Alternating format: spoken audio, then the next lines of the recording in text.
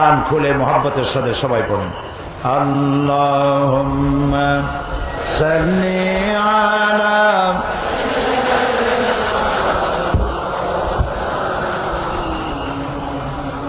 ওয়ালা আলি। আরবের বুকে মক্কার পরে আমিনার যেথায় ঘর, খোদার করুণা চট্টগ্রাম ইসলামী সমাজ কল্যাণ পরিষদ কর্তৃক আয়োজিত 5 দিন ব্যাপী ঐতিহাসিক তাফসীরুল কোরআন মাহফিলের 27তম বাৎসরিক মাহফিলের আজকের এই দ্বিতীয় দিবসে সম্মানিত সভাপতি ফজিলাতুল শেখ হযরতুল আল্লাহ মৌলানা শামসুদ্দিন সাহেব, আমার অত্যন্ত বন্ধু, এদেশের সর্বজনম শ্রদ্ধ পরিচিত ব্যক্তিত্ব, আন্তর্জাতিক খ্যাতিসম্পন্ন মুফাসসির কোরআন হযরত মৌলানা লুৎফুর রহমান সাহেব, হযরত উলামায়ে কেরাম, উপস্থিত বাংলাদেশের বিভিন্ন প্রান্ত থেকে, পার্শ্ববর্তী দেশ থেকে আগত সম্মানিত কোরআন প্রেমিক, রাসূল প্রেমিক ভাইয়েরা, পর্দার আড়ালের মা এবং বোনেরা, আসসালামু আলাইকুম ওয়া রাহমাতুল্লাহি ওয়া বারাকাতুহু।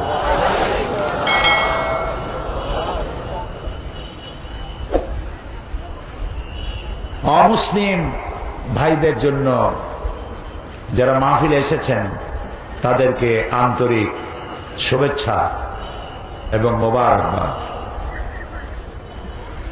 যেসব সম্মানিত সাংবাদিক বৃন্দ, প্রিন্টিং অ্যান্ড ইলেকট্রনিক মিডিয়া, যারা এই মাহফিলকে কষ্ট করে পরিশ্রম করে পত্রপত্রিকা, রেডিও টেলিভিশনের মাধ্যমে দেশ থেকে দেশান্তরে ছড়িয়ে দেওয়ার প্রচেষ্টায় নিয়োজিত, সেসব সাংবাদিক বৃন্দকে জানাই অন্তরের অন্তঃস্থল থেকে মোবারকবাদ। প্রিয় ভাই সব, কোরআনে কারীমের মাহফিলে আল্লাহ তাআলা যে আমাদের আসার তৌফিক দিয়েছেন, এজন্য মনিবের দরবারে শুকরগুজার হচ্ছি। ঐতিহাসিক ভাষা দিবস, আন্তর্জাতিক মাতৃভাষা দিবস, ঐতিহাসিক 21শে ফেব্রুয়ারি গোটা জাতি এ দিবসকে শ্রদ্ধার সাথে পালন করেছে। মাতৃভাষা হচ্ছে আল্লাহ রাব্বুল আলামিনের সেরা দান। তিনি মানুষকে কথা বলার তৌফিক দিয়েছেন, পাখিকে ভাষা দিয়েছেন, পিঁপড়াকে ভাষা দিয়েছেন। পিঁপড়াও কথা বলেছে, পিঁপড়ার ভাষা আছে। পিঁপড়ার ভাষা আছে না? আপনারা দেখেছেন পিঁপড়া যখন যে পথে যায়, যার সাথে দেখা হয়, কানে কানে কি যেন বলে যায়, সম্ভবত SMS করে। পিঁপড়ার ভাষা বোঝার তৌফিক আল্লাহ তাআলা দিয়েছিলেন সুলাইমান আলাইহিস সালামকে। মানতিকাত তায়র, তিনি পাখির ভাষা বুঝতেন, প্রাণীর ভাষা বুঝতেন। সুলাইমান আলাইহিস সালাম যাচ্ছেন, আর পিঁপড়া বলছে তার সাথী সঙ্গীদেরকে যে সুলাইমান আসতেছে তার সৈন্য সামন্ত নিয়ে, তাড়াতাড়ি গর্তে লুকাও, তা না হলে তাদের পদতলে পিষ্ট হয়ে মরবে। সুলাইমান আলাইহিস সালাম পিঁপড়ার রাজারে হাতে উঠায় নিলেন। আমাদের দেশে পিঁপড়ার রাজা আছে না? চেনেন? কেমন দেখা যায়? ভালোই দেখা যায়। পিঁপড়ার রাজারে সুলাইমান আলাইহিস সালাম হাতে উঠাইছেন। পিঁপড়াকে তিনি প্রশ্ন করছেন, পিঁপড়া জবাব দিচ্ছে, পিঁপড়া প্রশ্ন করছে, সুলাইমান আলাইহিস সালাম জবাব দিচ্ছেন। ভাষা না জানলে কি জবাব দিতে পারতেন? এখন পিঁপড়া ভাষা আমি বুঝি, মানুষ সামান্য একটু ইংরেজিতে কথা বলতে পারে, তাই কত অহংকার। বাংলা কইতে গিয়ে মাঝে মধ্যে ইংরেজি না কইলে জানটা ঠান্ডা হয় না। আছে না একরকম লোক, কয় যে ভাই তুমি বাঙালি মানুষ, তো এত ইংরেজি কও কেন? কয় যে সরি, কয় যে এইটা একটা ইংরেজি কয়ে ফেললেন, কয় এক্সট্রিমলি সরি। তো মানুষ একটু ভাষা শিখলে, একটু বিদ্যা অর্জন করতে পারলে একটা অহংকার সৃষ্টি হয়, সকলের হয় না। রব যার প্রতি এহসান করেছেন, দয়া করেছেন, তার হয় না। এখন সুলাইমান আলাইহিস সালাম পিঁপড়ার সঙ্গে কথা বলছেন, তার মধ্যে একটা অহং বোধ আসতে পারে। পিঁপড়ার ভাষা বুঝতেছি আমি, কিন্তু নবুয়তের শান দেখুন, পিঁপড়ার ভাষা বুঝতেছি, নফস যেন গরম না হয়ে ওঠে, সেজন্য তিনি সাথে সাথে বললেন, রব্বে আউজি'নি আন আশকুরা নি'মাতাকাল্লাযী আন'আমতা আলাইয়া ওয়া আলা ওয়ালিদাইয়া। ও আল্লাহ, তুমি আমাকে ওই পরিমাণ তোমার কৃতজ্ঞতা প্রকাশের তৌফিক দাও, যে পরিমাণ নিয়ামত তুমি আমারে আর আমার মা বাপের দিয়েছো। ওয়া আন আ'মালা সালিহান তারদাহু, আর এমন আমল করার তৌফিক আমাকে দাও যে আমল করলে তুমি খুশি হও। ওয়াদখিলনি বিরাহমাতিকা ফি ইবাদিকা সলিহিন, আর তুমি আপন করুণায় আমাকে তোমার সলিহিন বান্দাদের মধ্যে শামিল করে নাও। ভাষা একটি নিয়ামত। আর রহমান আল্লামাল কোরআন খলাকাল ইনসান আল্লামাহুল বায়ান। মানুষকে আল্লাহ ভাষা শিক্ষা দিয়েছেন। এই যে পাখিরা গান গায়, কুহু কুহু তাদের, আপনি শোনেন কুহু কুহু, সে তো বলতেছে আল্লাহু আল্লাহু। ওয়ালাকিন লা তাফকাহুনা তাসবিহাহুম, তোমরা ওদের তাসবিহ বোঝো না, ওরা ওদের ভাষায় আল্লাহর গান গায়, আল্লাহর কৃতজ্ঞতা স্বীকার করে, আল্লাহর তাসবিহ পড়ে। প্রিয় ভাই সব, মাতৃভাষা আল্লাহর দান। আল্লাহ তাআলা বলছেন, ওমা আরসালনা মির রাসূলিন ইল্লা বিলিসানি কওমি লিয়ুবাইয়িনা লাহুম। আমি এমন কোন নবী পাঠাই নাই যে নবীকে তার জাতির মাতৃভাষায় পাঠাই নাই। এই মাতৃভাষায় নবী পাঠাইছি এই জন্য, যাতে করে তারা আমার বাণীগুলিকে তার জাতিকে বুঝাই দিতে পারে। আল্লাহ নবী পাঠাবেন আরব দেশে, সেজন্য লন্ডন থেকে নবী বানায় আনেন নাই। ইংরেজি কইলে আরবরা বুঝবে কি, ঠিক না? সুতরাং যে জাতি কাছে আল্লাহ নবী পাঠাবেন, সেই জাতির মাতৃভাষায় আল্লাহ নবী পাঠিয়েছেন। এই ভাষা হচ্ছে আল্লাহর দান। ওয়ামিন আয়াতিহি খালকুস সামাওয়াতি ওয়াল আরদ ওয়া ইখতিলাফি আলসিনাতিকুম ওয়া আলওয়ানিকুম। আল্লাহ তাআলা বলছেন, আমার অসংখ্য নিদর্শনের মধ্যে রয়েছে আকাশ আর জমিন, আর রয়েছে তোমাদের মধ্যে রঙের বৈচিত্র্য, আর রয়েছে ভাষা। অসংখ্য ভাষা এবং রং, এসব আমার সৃষ্টি, আমার নিদর্শন। ইন্না ফী যালিকা লাআয়াতিন লিল আলামিন। আর যারা বুদ্ধিমান, সেই সব মানুষের জন্য, জ্ঞানবান মানুষের জন্য আমার এসব জিনিসের মধ্যে রয়েছে অনেক নিদর্শন।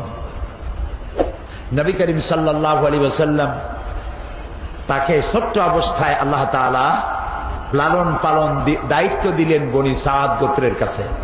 যেহেতু আরবের মক্কার ভাষা আঞ্চলিক ভাষা, কলুকাল ল্যাঙ্গুয়েজ তাদের, আরবি ভাষা, কিন্তু কথাগুলি তারা উচ্চারণ করে স্থানীয় ভাষা। যেমন আমাদের মাতৃভাষা বাংলা হলেও এক এক এলাকায় এক এক ধরনের। চট্টগ্রামের বাংলা আর সিলেটের বাংলা, নোয়াখালীর বাংলা, বরিশালের বাংলা, এসব কি একরকম? একরকম। এই জন্য সৈয়দ মুজতবা আলী, নাম করা ঔপন্যাসিক সাহিত্যিক, তিনি তার বইয়ের মধ্যে লিখেছেন, বাংলা ভাষার জন্ম হয়েছিল নদিয়ায়, শান্তিপুরে। ওদের ভাষা খুব ভালো। এই বাংলা ভাষার জন্ম হলো নদিয়া এবং শান্তিপুরে, আর এর মৃত্যু হলো চট্টগ্রামে। কুলখানি হলো সিলেটে, চল্লিশা হলো নোয়াখালীতে। এটা আমি বলি নাই, কিন্তু সৈয়দ মুস্তফা আলীর লেখা। মানে বাংলা ভাষারে যা বানাইলো তারা। তবে চট্টগ্রামের ভাষা ভালো, অল্পের মধ্যে কাম সারে। মুখাফফাফ যাকে বলা হয়। ছাগল, এত লম্ব কথা কেডা কয়, এর থেকে সব। পাগল, এত লম্ব কথা বলার দরকার নেই, পর। আপনারা এত লম্বা কথা এত সময় কই অনারা। আমি মৌলানা শামসুদ্দিন সাহেবকে শুনেছি টেলিফোনে বলে, বদ্দা আই শামসুদ্দি খদ্দে। এই যে কলুকাল ল্যাঙ্গুয়েজ, এটি ভালো। এবং আপনাদের ভাষা, চট্টগ্রামের ভাষা খুবই ভালো, সিলেটের ভাষা এটাও ভালো। সব জায়গার কলুকাল ল্যাঙ্গুয়েজ খুব ভালো, আলহামদুলিল্লাহ। আপনাদের ভাষার মধ্যে আরবির মিলজুল আছে। কেউ যদি ডাকে এ আব্দুল করিম, সে বলছে লব্য, বলে না? এই লব্যটা কি? লাব্বায়কের অপভ্রংশ। এটা আরবির কাছে কাছে। এখানে লোকেরা কাদা বলে, পাত্রকে কাদা বলে, এটা আরবিতে কাদহুন। কাদহুন মানে পাত্র, পেয়ালা। তাহলে দেখা যায় আপনাদের কথা আরবির কাছাকাছি। সিলেটেও এরকম তাদের কথাগুলি আছে। মীমাংসা করতে গিয়ে তারা বলে, বিচারকরা, এই কজিয়ার সমরা হলো এই। কজিও আরবি, সমরাও আরবি। তারপরে বলে যে কিনার কিনার, ওই পাশ দিয়ে যাও, সেটা বলে কিনার কিনার, কিনার দিয়ে যাও, এক কোনা দিয়ে যাও। এভাবে অনেক ভালো ভালো শব্দ আরবি মিলজুল রয়েছে। আমি আজকে ভাষার তাফসীর করতেছি না, যেহেতু আজকে ঐতিহাসিক আন্তর্জাতিক মাতৃভাষা দিবস, সেজন্য বলছি। আজ থেকে 54 বছর আগে 1952 সালে রাষ্ট্রভাষা বাংলার আন্দোলন করেছিল আমার দেশের দামাল ছেলেরা। সেই আমার দেশের দামাল মুসলিম ছেলে সালাম, বরকত, রফিক, জব্বার আমার মাতৃভাষার জন্য তারা জীবন দিল। গোটা জাতি শ্রদ্ধার সাথে তাদেরকে স্মরণ করেছে। আমরাও তাফসীরের মাহফিলের পক্ষ থেকে এই 4 বীর সন্তানের জন্য দোয়া করি, আল্লাহ আমার মায়ের ভাষার জন্য যারা জীবন দিল, জান্নাতুল ফেরদাউসের মেহমান তাদেরকে বানায় নিও। প্রিয় ভাই সব, তবে একটি জায়গায় আমি একমত হতে পারি না, সেটি হলো ঘটনাটি ঘটেছিল রফিক, জব্বার, সালাম, বরকত জীবন দিয়েছিল বাংলা ভাষার জন্য। কোন ভাষার জন্য? সেই দিবসটি ছিল 8ই ফাল্গুন।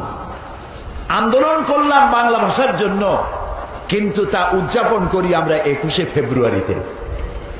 এইটা আমি বুঝি না, মিলটাল করতে পারলাম না। কেন বুঝলাম না তাও বুঝি না। যদি 21শে ফেব্রুয়ারি না করে 8ই ফাল্গুন করতাম, তাহলে বোধহয় বাংলা ভাষার মর্যাদা আরো একটু হইত। আজ কোর্ট কাছারি আদালতে বাংলা ভাষার জন্য 21শে ফেব্রুয়ারিতে পাঞ্জাবি পরে লোকেরা, যেমন পয়লা বৈশাখ একদিনের জন্য একটু বাঙালি হয়, ইলশা মাছ, পান্তা ভাত আর কাঁচামরিচ আর কাঁচা পেঁয়াজ এগুলাতে খাইয়া একদিনের জন্য একটু বাঙালি হয়। এর কোনো মানে নাই। আমাদের কোর্ট কাছারি আদালতে আমাদের বিজ্ঞ আইনজীবীরা বিচারককে সম্বোধন করে মাই লর্ড। কি মারাত্মক কথা! মাই লর্ড মানে কি? আমার প্রভু, আমার রব। নাউযুবিল্লাহ, সবাই বলি নাউযুবিল্লাহ। আপনারা বলুন মহামান্য আদালত, মহামান্য বিচারক, মাই লর্ড, এই কথা বলা কবিরা গুনাহ। কোন মুসলমানের বিচারককে মাই লর্ড বলা জায়েজ নাই, হারাম, কবিরা গুনাহ।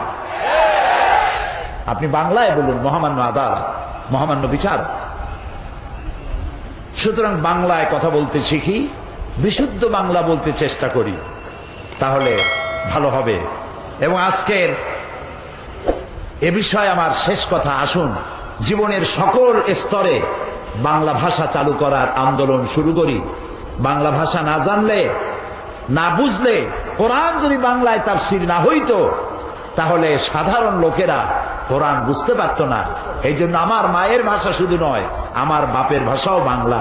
সুতরাং মাতৃপিতৃ ভাষা বাংলা। এই ভাষার সাথে আমাদের প্রাণের সম্পর্ক, জীবনের সম্পর্ক। এ ভাষা আমি তৈরি করে নাই, কোন বুদ্ধিজীবী তৈরি করে নাই। সমস্ত ভাষার স্রষ্টা কে? সবাই বলুন, সে আল্লাহর প্রশংসা করছি। প্রিয় ভাই সব, আমরা এসেছি কোরআন শুনতে। কি শুনতে এসেছি? কোরআন। আলহামদুলিল্লাহ, এই কোরআন শুধু মুসলমানদের জন্য আসে নাই। আল্লাহ তাআলা কোরআন সম্পর্কে বলেছেন, হাযা বায়ানুল লিন্নাস হুদাল লিন্নাস, এটা পৃথিবীর সকল মানুষের জন্য আমি নাজিল করেছি। সুবহানাল্লাহ। আল্লাহর নবী বলেন, লা তুহসার আজাইবুহু ওয়ালা তুবলা গারাইবুহু ফীহি মাসাবিহুল হুদা ওয়া মানারিল হিকমা। আল্লাহ তাআলা বলেন, আল্লাহর নবী বলেন, এই কোরআন কোনদিন পুরাতন হবে না, জীর্ণ হবে না, শীর্ণ হবে না। এই কোরআনের বিস্ময়কারিতা, এই কোরআনের আশ্চর্য অবস্থা, বিস্ময়কারিতার কোনো শেষ নাই। বিজ্ঞানের আবিষ্কার যত বাড়বে, বিজ্ঞান যতই অগ্রসর হবে, ততই কোরআনের কাছে বিজ্ঞানীরা ভিক্ষুকের মতো কিয়ামত পর্যন্ত হাত তুলে থাকবে। এটা শেষ নাই, কোনদিন পুরাতন হবে না। এক এক বছর করে করে 26টি বছর এই মাঠে, সেই মিউনিসিপ্যাল হাই স্কুল মাঠ চট্টগ্রাম, তারপরে কলেজিয়েট হাই স্কুল মাঠ, এরপরে হাই স্কুল থেকে কলেজ, কলেজ থেকে প্যারেড ময়দান পর্যন্ত 26 বছর পার করলাম। এই কথা যদি শুনতে মধুর না হতো, ভালো না লাগতো, তাহলে প্রত্যেক বছর সারা বাংলাদেশ থেকে, পার্শ্ববর্তী দেশ থেকে প্রতিদিন এত লোক কি আসার কথা? এত লোক আসার কথা? এটি কার বাণী? বলেন, আমার আল্লাহর বাণী। এটা কার বাণী? আমার আল্লাহর বাণী। তাই যত শুনি তত মজা লাগে। ফিহে মাসাবিহুল হুদা ওয়া মানারিল হিকমা, এটা হচ্ছে হেদায়েতের সুউচ্চ মশাল আর বিজ্ঞানের বিশাল মিনার। বিজ্ঞানে ভরা, দর্শনে ভরা, জীবনের সমস্ত কিছু দিয়ে ভরা এ কোরআন। সুবহানাল্লাহ। আল্লাহ তাআলা কোরআনে কারীমের মধ্যে বলেছেন, ওয়া কুল্লা ইনসানিন আলজামনাহু, আমি প্রত্যেকটি মানুষের গলার মধ্যে এখানে ছোট্ট ছোট্ট একটি ঘুটলির মতো রেখে দিয়েছি, যেটার ভেতরে তার সারা জীবনের সমস্ত কাজ আর কথাগুলি লিপিবদ্ধ হয়। এবং কিয়ামতের দিন ওটি তার হাতে দিয়ে দেব আর বলবো, ইকরা কিতাবাক, এবার তুমি তোমার কিতাব পড়ো, জীবনে কি করেছিলে। প্রশ্ন ওঠে যে ছোট্ট একটা ঘুটলি এই গলার কাছে, একটা মানুষ বাঁচে 50, 60, 70, 80, 100, 150, আগে তো আরো বেশি বাঁচত। সারা জীবনের সমস্ত কথা আর কাজ এই ছোট্ট এতটুকু একটা ঘুটলির মধ্যে কেমনে লিপিবদ্ধ হবে? প্রশ্ন উঠেছে। জবাব কি কঠিন না সহজ? আপনারা অনেকে আন্দাজেই কইছেন সহজ। সহজে কেমনে বোঝেন নেই। সহজ এইভাবে, আপনাদের সকলের কাছে এখন মোবাইল আছে, আছে না? টিভিতে দেখলাম এখন ভিক্ষুকরাও নাকি মোবাইল ব্যবহার করে। মোবাইল করে বলে, সাহেব আমারে চিনেছেন? কয় না, চিনি নাই তো। কয় আমি ওই ফকির সাহেব, সোনারগাঁ হোটেলের সামনে যে গাড়িতে দেখা হয়েছিল, আপনি বাসায় কখন থাকবেন? আমি সেই সময় আসবো, আমার কিছু ভিক্ষা দেবেন। ওরাও এখন ব্যবহার করছে। এই মোবাইলের সিমের ভিতরে কত কিছু আছে। এটা একটা মিনি কম্পিউটার, এর মধ্যে শত শত telephone number, email, internet, website সহ সব কিছু। আমি গত রমজান মাসে মক্কা শরীফ থেকে বাংলাদেশে ফিরছি, জেদ্দায় এসেছি, একটা মোবাইল কেনা দরকার। একটা মোবাইলের দোকানে গেলাম, যেটা পছন্দ হয় না সেগুলির দাম কম, যেটা পছন্দ হইল ওইটার দাম বেশি। পছন্দ হইল সেটার দাম 1600 রিয়াল। আমি বললাম, ভাই এত পয়সা তো আমার নাই, আমি অন্য দোকান দেখি। পিছনে এক লোক দাঁড়ানো, আমি তারে দেখিও নাই, চিনিও না। সে কয় যে ওইটা কি আপনার পছন্দ? আমি বললাম, ভাই আমার কাছে তো পয়সা নেই, এটা নেবো না, আমি অন্য দোকানে গিয়ে দেখি যে আমি একটা কম দামে পাই নাকি। কয় যে আপনার দাম দিয়া কাম কি, আমার বাড়ি চট্টগ্রাম, এটা আমি আপনার হাদিয়া দেব। চট্টগ্রামের ফজিলত বয়ান করতেছি না, অন্য কথা বলবো।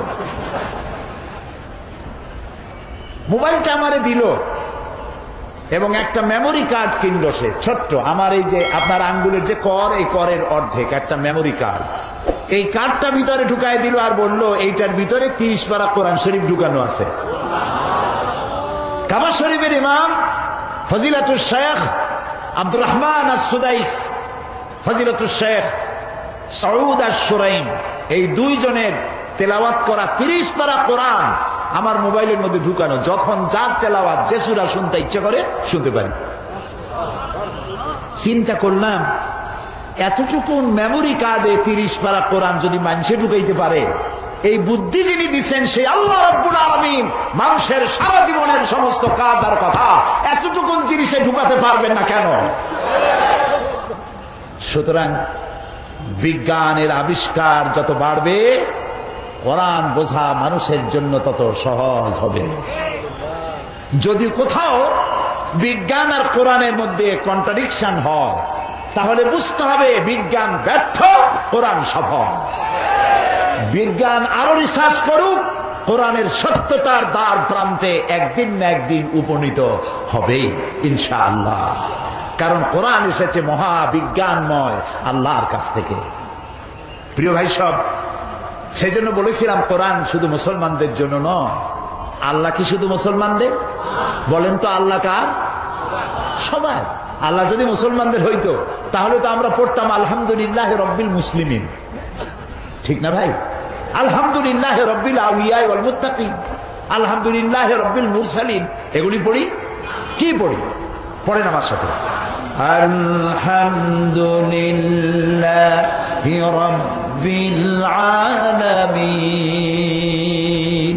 সুবহানাল্লাহ, সুবহানাল্লাহ। সমগ্র বিশ্বের একচ্ছত্র অধিপতি মালিক তিনি সকলের। আমি হিন্দুদেরকে সম্বোধন করেছি, খ্রিস্টান, বৌদ্ধ, উপজাতীয়দেরকে সম্বোধন করেছি, কারণ আপনাদের সাথে আমাদের কোনো শত্রুতা নাই। আপনারা আমাদের ভাই, আপনাদের সাথে আমাদের সুসম্পর্ক। কোরআন আমার জন্য শুধু নয়, আপনার জন্য, কারণ আল্লাহ শুধু আমার না, আপনারও। আপনি ভগবান ডাকুন, ঈশ্বর ডাকুন, পরমেশ্বর ডাকুন, এক ব্রহ্মা দ্বিতীয় নাস্তি বলুন, গড ডাকুন, যেই নামে ডাকুন, যাকে উদ্দেশ্য করে ডাকছেন তিনি তো আল্লাহ। তিনি কে? তিনি সকলে। তিনি হচ্ছেন রব্বুল আলামিন। আর এই কোরআন যেটা তিনি অবতীর্ণ করেছেন, শুধুমাত্র মুসলমানদের জন্য এই কোরআন আসে নাই। আল্লাহ রব্বুল আলামিন, কোরআন হচ্ছে যিকরুল লিল আলামিন, সমস্ত মানব গোষ্ঠীর জন্য আল্লাহ কোরআন নাজিল করেছে। আমরা সুবহানাল্লাহ বলবো না? আলহামদুলিল্লাহ। এখন আল্লাহ সকলের, কোরআনও সকলের, নবী শুধু আমাদের নাকি? জি। এবার দেখুন, কোরআন আল্লাহ সকলের, কোরআনও যার কাছে কোরআন নাজিল হইল তার সম্পর্কে আল্লাহ কি বলছেন? ওয়ামা আরসালনাকা ইল্লা রাহমাতাল লিল আলামিন। নবী হে, আমি আপনাকে আমার গোটা সৃষ্টি জগতের জন্য, হোল ম্যানকাইন্ড, সমস্ত মানব গোষ্ঠী, এমনকি সৃষ্টি জগতের জন্য আপনি আমার করুণার মূর্ত প্রতীক, আপনি আমার রহমত। সৃষ্টি জগতের জন্য। নবী করিম সাল্লাল্লাহু আলাইহি ওয়াসাল্লাম হেঁটে যাচ্ছিলেন, দেখলেন একটা উট দাঁড়ানো, রাসূলের দিকে তাকায় আছে, উটের চোখ দিয়ে পানি পড়তেছে। উটটি কৃষক, শুকনা, গায়ে গোশত টোস্ত নাই। নবী করিম সাল্লাল্লাহু আলাইহি ওয়াসাল্লাম উটের মালিককে ডাকলেন আর বললেন, উট তার নীরব ভাষায় আমাকে জানালো এই উটের তুমি যত্ন নেও না, ঠিক মতো পানি আর খাবার তুমি তাকে দাও না, তোমাকে আল্লাহর কাছে দায়ী হয়ে যেতে হবে। সুবহানাল্লাহ। শুধু কি মানুষের জন্য রহমত? গোটা সৃষ্টি জগতের জন্য তিনি রাহমত। সমগ্র বিশ্বের সর্বশ্রেষ্ঠ মহামানব। এই যে কোরআন, এটা কি একটি বারের জন্য আমার আল্লাহ তার হাবিবকে নাম ধরে ডাকলেন না? সুবহানাল্লাহ বলবেন না? তিনি তো বললেন, ইয়া আদম, ইয়া ঈসা, ইয়া মূসা, ইয়া জাকারিয়া, ইয়া ইয়াহইয়া, ইয়া ইব্রাহিম। কে আমাদের জাতির পিতা? তাও বুঝতে ভুল হয়। কে আমার জাতির পিতা? কোন মুসলিম সন্তান জাতির পিতার ব্যাপারে কোনো আপোষ করতে পারে না। এ মুসলিম মিল্লাতের একমাত্র পিতা ইব্রাহিম আলাইহিস সালাম। কোন বেঈমান ছাড়া, কোন মুনাফিক ছাড়া ইব্রাহিম আলাইহিস সালাম ছাড়া কাউকে জাতির পিতা বলতে পারে না। আল্লাহ তাআলা কোরআনে কারীমের মধ্যে কোথাও বলেন নাই ও জাতির পিতা ইব্রাহিম, বলেছেন না। ডাইরেক্ট ওয়ানাদাইনাহু আইয়া ইব্রাহিম, আমি ডেকে বললাম, ও ইব্রাহিম, আজ সাদ্দাকতার রুইয়া ইন্না কাযালিকা নাজজিল মুহসিনিন। ও ইব্রাহিম, তুমি তোমার স্বপ্নকে বাস্তবে রূপ দিয়েছো, আর আমি এভাবে করি মুহসিনিনদেরকে আমি জাযা দান করি, পুরস্কৃত করে থাকি। সবাইরে নাম ধরে ডাকলেন। গোটা কোরআনে কারীমের মধ্যে আল্লাহ রাব্বুল আলামিন একটি জায়গায়ও ইয়া মুহাম্মদ, ইয়া আহমদ বলে কোথাও ডাকলেন না, বরং আল্লাহ রাব্বুল আলামিন বললেন, ও মানুষেরা, তোমরা যেমন পরস্পর পরস্পরকে নাম ধরে ডাকাডাকি করো, এইভাবে করে আমার নবীকে কখনো নাম ধরে ডাকবা না। কখনো আমার নবীকে নাম ধরে ডাকবে না। সুবহানাল্লাহ। আল্লাহ তাআলা নিষেধ করে দিলেন। এই যে সর্বশ্রেষ্ঠ নবী, তার জীবন সর্বকালের সমগ্র মানব গোষ্ঠীর জন্য একমাত্র গ্রহণযোগ্য আদর্শ। লাকাদ কানা লাকুম ফি রাসূলিল্লাহি উসওয়াতুন হাসানাহ। একমাত্র তিনিই গ্রহণযোগ্য, তার কাছ থেকে আদর্শ গ্রহণ করো। তার চরিত্রের সার্টিফিকেট দিলেন আল্লাহ তাআলা নিজে, ইন্নাকা লাআলা খুলুকিন আযীম, আপনি উন্নত চরিত্রের উপরে প্রতিষ্ঠিত। তার চরিত্রটাই ছিল কানা খুলুকুহুল কোরআন, তার চরিত্রটা ছিল কোরআন। তিনি ছিলেন চলমান কোরআন। সুবহানাল্লাহ, সুবহানাল্লাহ। যেটা 30 পারা কোরআন, সেটাই রাসূলের 23 বছরের নবুয়তের জীবন। যেটা রাসূলের 23 বছরের নবুয়তের জীবন, সেইটাই 30 পারা কোরআন। মহান আল্লাহ তাআলার পরই তার মর্যাদা, তার থেকে বড় সম্মান মর্যাদার পাত্র আরশের নিচে, ফারশের উপরে, জমিনের উপরে আর কারো নাই। তিনি আল্লাহর পরে সর্বশ্রেষ্ঠ মর্যাদাবান ব্যক্তিত্ব, তার চাইতে সম্মান কারো বেশি নেই। এবং যাকে অনুসরণ অনুকরণ না করলে আল্লাহর ভালোবাসা পাওয়া যাবে না।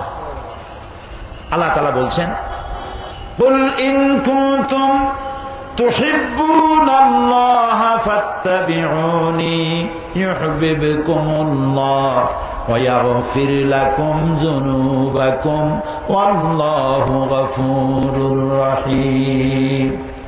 আল্লাহ তাআলা বলেন, হে নবী, আপনি বলুন, তোমরা যদি আল্লাহকে ভালোবাসো, আমরা কি আল্লাহকে ভালোবাসি?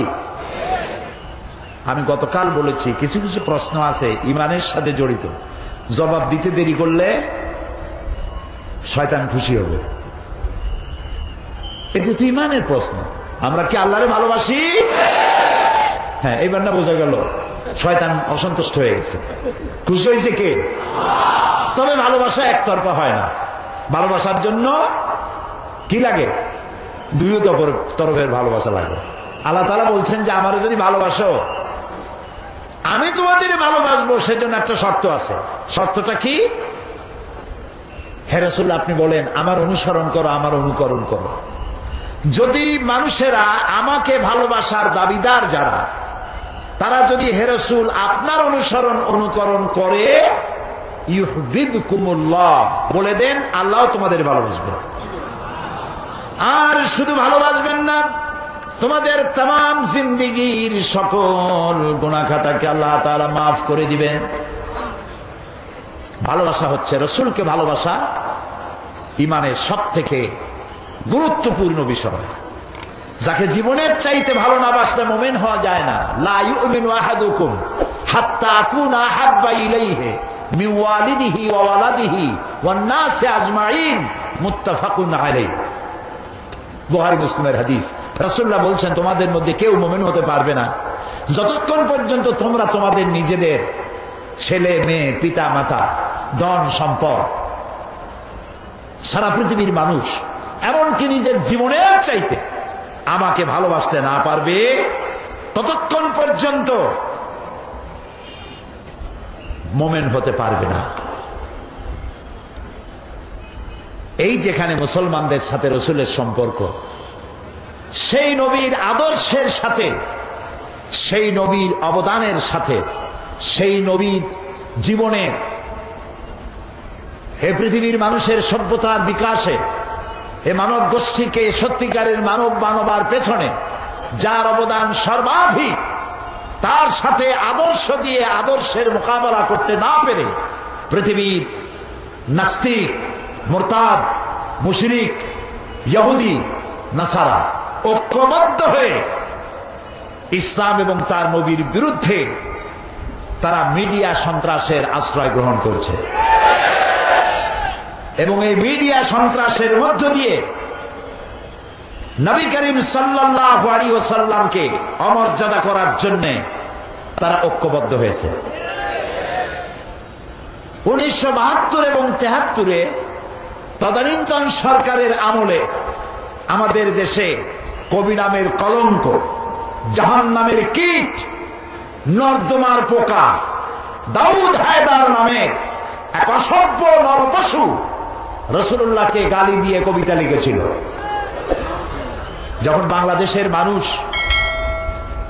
সমুদ্রের উত্তাল ঢেউয়ের মতো যখন ফুঁসে উঠল, সরকার, সেই সময়ের সরকার তাকে শাস্তি না দিয়ে বিদেশ যাওয়ার সুযোগ করে দিয়ে সুখী জীবন যাপনের সুযোগ করে দিল।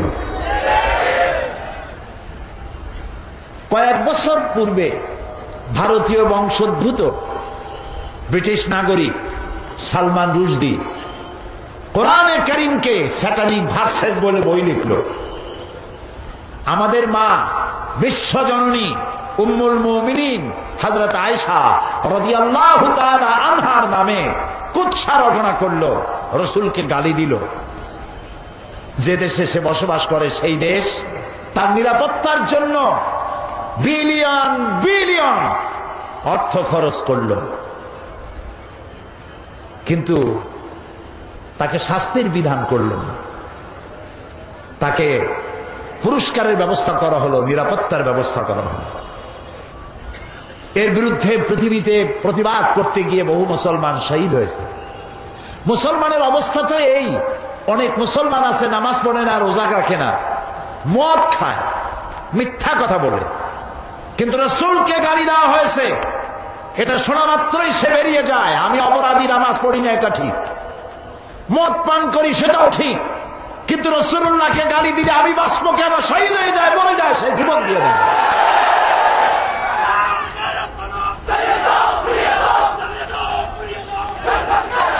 এবার একের পর এক মুসলমানদের ঈমান টেস্ট করা শুরু করেছে ইসলামের বিদ্বেষীরা। এই পৃথিবীর মানচিত্রে একটি দেশের নাম ডেনমার্ক। ডেনমার্কের একটি পত্রিকা নবী করিম সাল্লাল্লাহু আলাইহি ওয়াসাল্লামের ব্যঙ্গচিত্র অঙ্কন করলো, তার মাথার উপরে বোমা আকৃতির একটা পাগড়ি পরায় দিল, নাউযুবিল্লাহ। তার দুই পাশে অর্ধনগ্ন দুইটা মেয়ে লোক দিয়ে দিল, নাউযুবিল্লাহ, নাউযুবিল্লাহ। আমি এদেরকে মানুষ মনে করতে পারি না, কোন অবস্থাতেই মানুষ মনে করতে পারলাম না। আমি দুঃখিত, এরা মানুষ না। যদি কৃতজ্ঞতা বোধ থাকতো তাহলে জানা দরকার ছিল এই পৃথিবীতে মনুষ্যত্বের মর্যাদা দিয়েছেন এক ব্যক্তি, তার নাম মুহাম্মদ সাল্লাল্লাহু আলাইহি ওয়াসাল্লাম। পৃথিবীর মানুষকে সভ্য বানিয়েছেন, ভদ্র বানিয়েছেন, নারীর মর্যাদা দিয়েছেন, শ্রমিকের অধিকার দিয়েছেন, শিশুর অধিকার দিয়েছেন, সাদা এবং কালো মানুষের পর্বতসম বৈষম্য দূরীভূত করে একই সমান্তরালে এনে দিয়েছেন। গোটা বিশ্ব, সমগ্র বিশ্বের মানব গোষ্ঠী যদি তার কলিজা বুক থেকে নিজেরা নিজে ছিঁড়ে রাসূলের কদমের উপরে রেখে দেয়, রাসূল পৃথিবীকে যে ঋণী করেছেন সেই ঋণ শোধ হবে না। বিশ্ব মানবতার মহানবীর এই ব্যঙ্গচিত্র ফুঁসে উঠল পৃথিবী, গর্জে উঠল মুসলিম উম্মাহ। কোনো বিচার পাওয়া গেল না। যেখানে এটা বন্ধ করে দেওয়ার কথা ছিল বন্ধ না করে Italy, Germany, France, Bulgaria, Belgium, যুক্তরাষ্ট্র, ইটালি, বিভিন্ন দেশে নবী করিম সাল্লাল্লাহু আলাইহি ওয়াসাল্লামের ব্যঙ্গচিত্র, ব্যঙ্গ কার্টুন আঁকাইয়া পৃথিবীর 150 কোটি মুসলমানের কলিজায় আগুন লাগাইয়া দিল।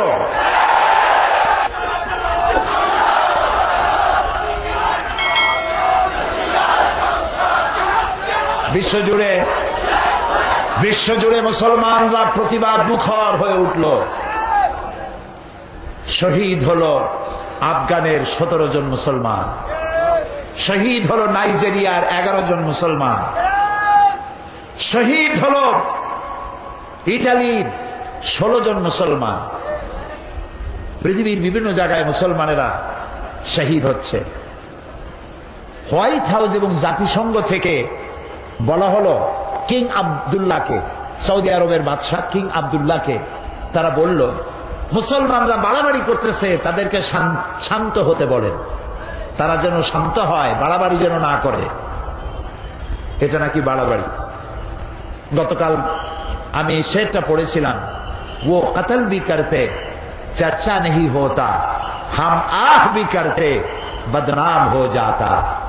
ও যদি মানুষ হত্যা করে তা নিয়ে কোনো পর্যালোচনা সমালোচনা হয় না, কিন্তু আমি তীরের আঘাতে, বোমার আঘাতে জর্জরিত হয়ে কষ্ট পেয়ে যদি আহ শব্দ বলি বদনাম হয়ে যায়। তুই আহ করলি কেন? আমি আহ করতে পারবো না। দুনিয়া জুড়ে এ আগুন নিবাবার ব্যবস্থা হলো না, বরং তাদের তো উচিত ছিল, হোয়াইট হাউস থেকে এবং জাতিসংঘ থেকে উচিত ছিল ডেনমার্ককে বলা, ডেনমার্ক এর প্রধানমন্ত্রী তিনি যেন পৃথিবীর মুসলমানদের কাছে নিঃশর্তভাবে করজোড়ে ক্ষমা চায়, এবং যেসব দেশ তাদের পত্রিকায় বিশ্বনবী মুহাম্মদ সাল্লাল্লাহু আলাইহি ওয়াসাল্লামের ব্যঙ্গচিত্র এঁকেছে, তারা যেন তাদের দেশের প্রচলিত আইন দিয়ে এই পত্রিকাগুলির ব্যাপারে আইনগত ব্যবস্থা নেয়। সেটা করা হলো না। আমাদের প্রতিবাদ থামবে না, আমাদের প্রতিবাদ চলতেই থাকবে। অতদিন চলতে থাকবে যতদিন পর্যন্ত ডেনমার্কের কুলাঙ্গার পত্রিকা মানুষ নামের অযোগ্য কলঙ্ক নরপশু সে দেশের সরকার যতদিন পর্যন্ত মুসলমানদের কাছে ক্ষমা না চাইবে এবং পত্রিকার বিরুদ্ধে শাস্তিমূলক ব্যবস্থা না নিবে, পৃথিবীর মুসলমানেরা ঘরে বসে থাকতে পারে না।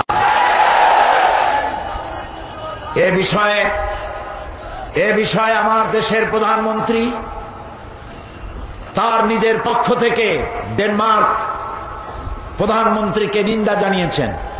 জোটের পক্ষ থেকে, সরকারের পক্ষ থেকে, দেশের 15 কোটি মানুষের পক্ষ থেকে তীব্র নিন্দা এবং ধিক্কার জানিয়েছেন দেশের প্রধানমন্ত্রী। বাংলাদেশের মহান জাতীয় সংসদে আমরা সম্মিলিতভাবে সমস্ত দল মত শুধু নয়, বাংলাদেশের ইহুদি, খ্রিস্টান, বৌদ্ধ, হিন্দু, জাতি ধর্ম নির্বিশেষে আমরা নিন্দা প্রস্তাব গ্রহণ করেছি ডেনমার্কের বিরুদ্ধে। এই নিন্দা প্রস্তাব সর্বসম্মতক্রমে বাংলাদেশের মহান জাতীয় সংসদে পাশ হয়েছে। আমি আজ মুসলমানদের বলবো, আমাদের এই প্রতিবাদ বন্ধ হবে না। তবে একটা জিনিস মনে রাখতে হবে, ওরা চায় আমাদেরকে আঘাত দিবে, আর আমরা যেন রাসূলুল্লাহর আঘাত তো কোনো মুসলমান সইতে পারে না, পারে? মুসলমান তার সামনে তার বিবি, তার বাচ্চা জবাই হোক সহ্য হইতে পারে, কিন্তু রাসূলুল্লাহকে গালি দিলে মুসলমানের সহ্য হয় না। এ মুসলমানেরা প্রতিবাদ মুখর হবে, সোচ্চার থাকবে। তবে ওরা চায় আমরা যেন ওদের পতাকায় আগুন জ্বালাই, আমরা যেন ওদের দূতাবাসগুলি আগুন দিয়ে পোড়ায় দেই, আমরা যেন ওদেরকে মারধর করি, আমরা যেন বাস পোড়াই, আমরা যেন মানুষ হত্যা করি। এই সব ব্যাপারে ওরা এটা চায়। ওদের পাতানো ফাঁদে আমরা কি পা দিব? আমরা কি পা দিব? নিশ্চয়ই নয়। আমাদের প্রতিবাদ হবে অহিংস, কারো দেশের পতাকা পোড়ায় নয়, কারো দূতাবাসে আগুন জ্বালায় নয়, কাউকে হত্যা করে নয়, বরং কলিজার সবটুকুন ধিক্কার, নিন্দা এবং প্রতিবাদ জানাবো। কলিজা দিয়া ধিক্কার দিয়ে তাদেরকে প্রতিবাদ জানাতেই থাকবো। ওরা আমাদেরকে সন্ত্রাসী জাতি হিসাবে চিন্তা পরিচিত করাবার জন্য হাজারো চেষ্টা করছে। এই চেষ্টায় আমরা পাও দেব না। আল্লাহ যেন আমাদেরকে সেই ধৈর্য ধরার তৌফিক দান করেন। আমরা বলি আমিন, আমরা সবাই বলি আমিন। আমরা ড্যানিশ কন্ডেন্স মিল্ক না খাইলে মরে যাব। আজকে শপথ হোক, ডেনমার্কের কোন জিনিস আমরা কিনবো না, হারাম। এবং যেই সব দেশ আমার রাসূলকে গালি দিয়েছে, আমার রাসূলের ব্যঙ্গচিত্র এঁকেছে, যতদিন পর্যন্ত মুসলমানদের কাছে ক্ষমা না চাইবে, ততদিন পর্যন্ত তাদের তৈরি করা কোন পণ্য আমাদের বিক্রি করা, আমাদের বেচা কেনা আমাদের জন্য হারাম ঘোষণা করলাম। আমরা তাদের পণ্য গ্রহণ করব না। আচ্ছা, বাচ্চা যখন পৃথিবীতে এলো, তখন তার যে পাইপ দিয়ে যার খাবার তার পথ ছিল, সেটা কি থাকলো না গেল? চট্টগ্রামের বাচ্চার কি করে? ওই তারটা রেখে দেয়, কি করে? কাটে ফেলে। আমাদের বরিশালও কাটে, সারা দুনিয়া কাটে। এখন বাচ্চা খাবে কি? সে তো চিৎকার মারছে ক্ষুধায়। আল্লাহ রাব্বুল আলামিন মায়ের পেটের ভিতরে সন্তানের খাবারের জন্য একটা পাইপলাইন দিয়েছিলেন।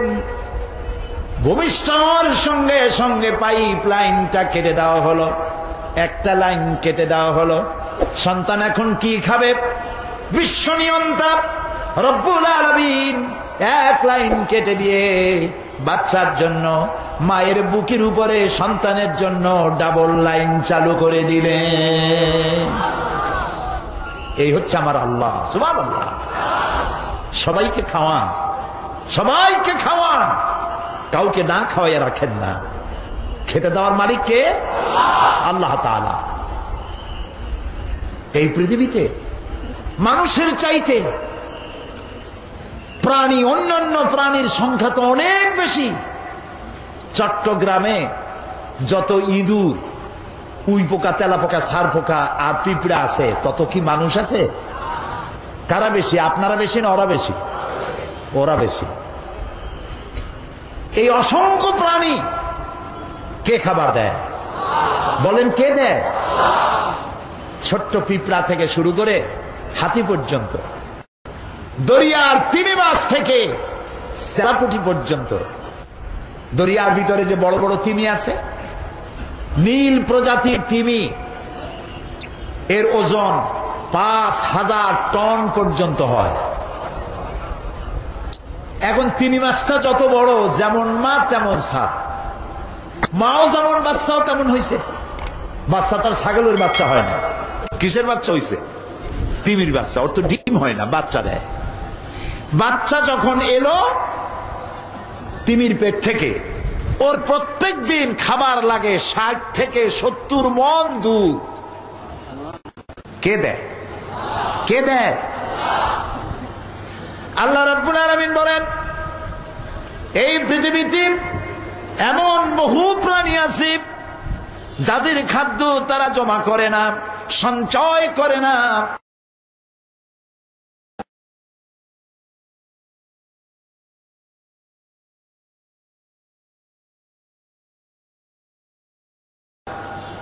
কিন্তু কোন প্রাণী ব্যাংকে কিছু জমা নাই।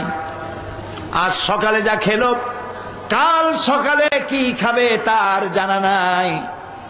এ ধরনের অসংখ্য প্রাণী, পিঁপড়া থেকে শুরু করে হাতি, গন্ডার, ছোট্ট পাখি থেকে শুরু করে ঈগল পাখি, কাসকি মাছ থেকে শুরু করে তিমি মাছ পর্যন্ত, কেঁচো থেকে শুরু করে বড় বড় অজগর পর্যন্ত, সমস্ত প্রাণীগুলো সকালবেলায় খালি পেটে যার যার বাসা থেকে, যার যার এলাকা থেকে বেরিয়ে চলে যায়, মহাশূন্যে ওড়ে, জঙ্গলে বেড়ায়, আর সমুদ্রে সাঁতরায়।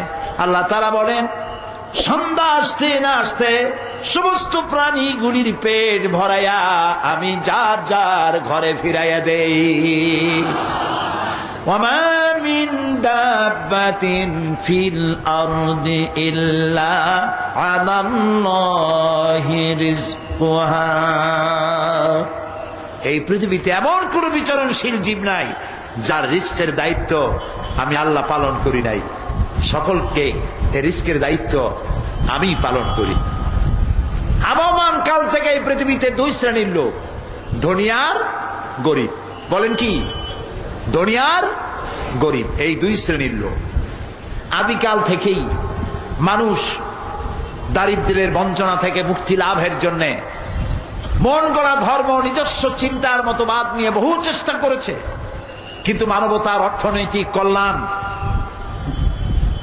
গরিব এবং দুঃখী মানুষের কল্যাণ সাধনে আসমানি বিধানের মতো সুন্দর ব্যবস্থা পৃথিবীতে কেউ দিতে পারে নাই। সমাজতন্ত্র নিজের দেশেই আত্মহত্যা করেছে। আমার দেশে এখনো কিছু কিছু বদ্ধ পাগল কইছে এই দেশে আমরা একদিন সমাজতন্ত্র কায়েম করি, ছাড়বো। আমি বলি, ভাই, কর্ণফুলী, কুশিয়ারা, মেঘনার সুরমা নদীতে যদি সমুদ্র কাছে, সমুদ্রেই যদি ভাটি লাগে, তাহলে কর্ণফুলী, মেঘনা, কুশিয়ারা, বনু আর সুরমা নদীতে জোয়ার আসবে না। সমুদ্রে যদি ভাটি লাগে, তোমার সমাজতন্ত্রের জন্মস্থানেই সমাজ। আমি দেখতে চাইলাম শয়তানটা করি। 40 পাউন্ড মিশরীয় পয়সা লাগলো জাদুঘরে ঢুকতে। আমরা ঢুকতেছি, ঢুকে দেখলাম শয়তান কই, গুড়ি সব জায়গায়, বিশাল জাদুঘর। জিজ্ঞেস করলাম আসলটা কই? বললো যে তিনি দোতলায় আরাম ফরমাচ্ছেন, ওনারে দেখতে হলে আরো 40 পাউন্ড দেওয়া লাগবে। তো চিন্তা করলাম এটা কি অবশ্যই হয় নাকি? পরে দেখলাম আল্লাহ তাআলাই তো বলেছেন, কুল সিরু ফিল আরদ ফানজুর কাইফা কানা আকিবাতুল মুকাজ্জিবিন। আমার দুনিয়া ঘোরো আর আমার সত্যের অস্বীকারীরা তাদের পরিণতি আমি কি করেছি চোখ দিয়ে দেখো। তো আল্লাহই তো কইছে দেখতে যাই, দেখে আসি। যাই দেখলাম গ্লাসের বক্সের ভিতরে মিস্টার ফেরাউন চিতই শুয়ে রয়েছে। জীবনে তো শয়তান দেখি নাই। আমার মনে হয়েছিল শয়তান যদি দেখতাম মনে হয় এইরকমই হইতো। চোখ দুইটা এখনো আছে, মাথায় কয়েক গাছে চুলও আছে, হাতের নখও কয়েকটা আছে, গলাটা এরকম চিকুন, বডিটা কাপড় দিয়ে জড়ানো। আহারে ফেরাউন, কি জ্বালান জ্বালাইছ। মুসা আলাইহিস সালাম অনেক সময় তাকায় দেখলাম, আমার মন ফিরে গেল 3500 বছর আগের কোরআনের পাতায়, ইতিহাসের পাতায়। এই ফেরাউন মুসা আলাইহিস সালামকে তাড়া করেছে। মুসা আলাইহিস সালাম সাগর তীরে বসে আছেন। সাথীরা বললেন, ইয়া মুসা ইন্না লামুদরাকুন, আমরা তো পাকড়াও হয়ে গেলাম, সালাশি আক্রমণ 3 দিক থেকে আমাদেরকে ঘেরাও করেছে, পালাবার তো রাস্তা নাই। মুসা আলাইহিস সালাম বললেন, কাল্লা, কখনো নয়, কখনো নয়, রব্বি সায়াহদিন, অবশ্যই আমার আল্লাহ আমার পথ বের করে দিবেন। সুবহানাল্লাহ, তো আসতে কইলেন, এর নাম নবীর ঈমান। আপনারা কি ভয় পান?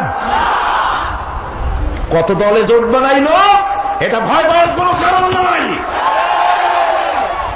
মুসলমানদের জন্য আল্লাহ তাআলা যথেষ্ট। আলাইসাল্লাহু বিকাফিন আবদাহ, আল্লাহ তাআলা বলছেন আমি আমার বান্দার জন্য যথেষ্ট নই? আরে বেটারা কও, অবশ্যই যথেষ্ট। আমার জোরে বলো। মুসা আলাইহিস সালাম বললেন, ভয় পাইও না, আমি যার গোলামি করি তিনি আমারে পথ করে দেবেন। মুসা আলাইহিস সালাম লক্ষ্য করলেন, হঠাৎ করে সামনের দিকে দরিয়া ফাঁক হয়ে গেছে, পানি প্রাচীর হয়ে গেছে, মাঝখান দিয়ে রাস্তা তৈরি হয়ে গেছে সাগরের মধ্য দিয়া। মুসা আলাইহিস সালাম তার দলবল নিয়ে রওনা করলেন। মাঝখানে এসেছেন ফেরাউন তার দলবল নিয়ে। দরিয়ার পাশে এসে দেখে, মাশাআল্লাহ, এ তো গ্র্যান্ড ট্রাঙ্ক রোড। ও মনে করছে ওর বাগানে তৈরি করে রাস্তা। দলবল নিয়ে ঢুকলো। ও যখন মাঝখানে, আল্লাহ মুসা আলাইহিস সালাম উঠাই দিয়েছেন ওপার, ঠিক জায়গা মতো গেছে। ইন্না বাতশা রাব্বিকা লাশাদীদ, এবার পাকড়াও এসে গেছে। আল্লাহ তাআলা বললেন, পানি বন্ধ কর, রাস্তা বন্ধ কর। আল্লাহর কি এত কথা বলার দরকার আছে? না। কি বলছিল? দুইটা অক্ষরের মালিক, কাফ আর নুন। কুন, দেন দেয়ার হয়ে যায়। হায়াকুন, ইনফিনিট পাওয়ার, সীমাহীন শক্তির মালিক, যা খুশি তাই করেন। আল্লাহর কসম, দুনিয়ার মুসলমানেরা যদি আল্লাহকে এই পাওয়ার হিসাবে বিশ্বাস করে, পৃথিবীর কোন শক্তি মুসলমানদেরকে প্রধানত করতে পারবে না।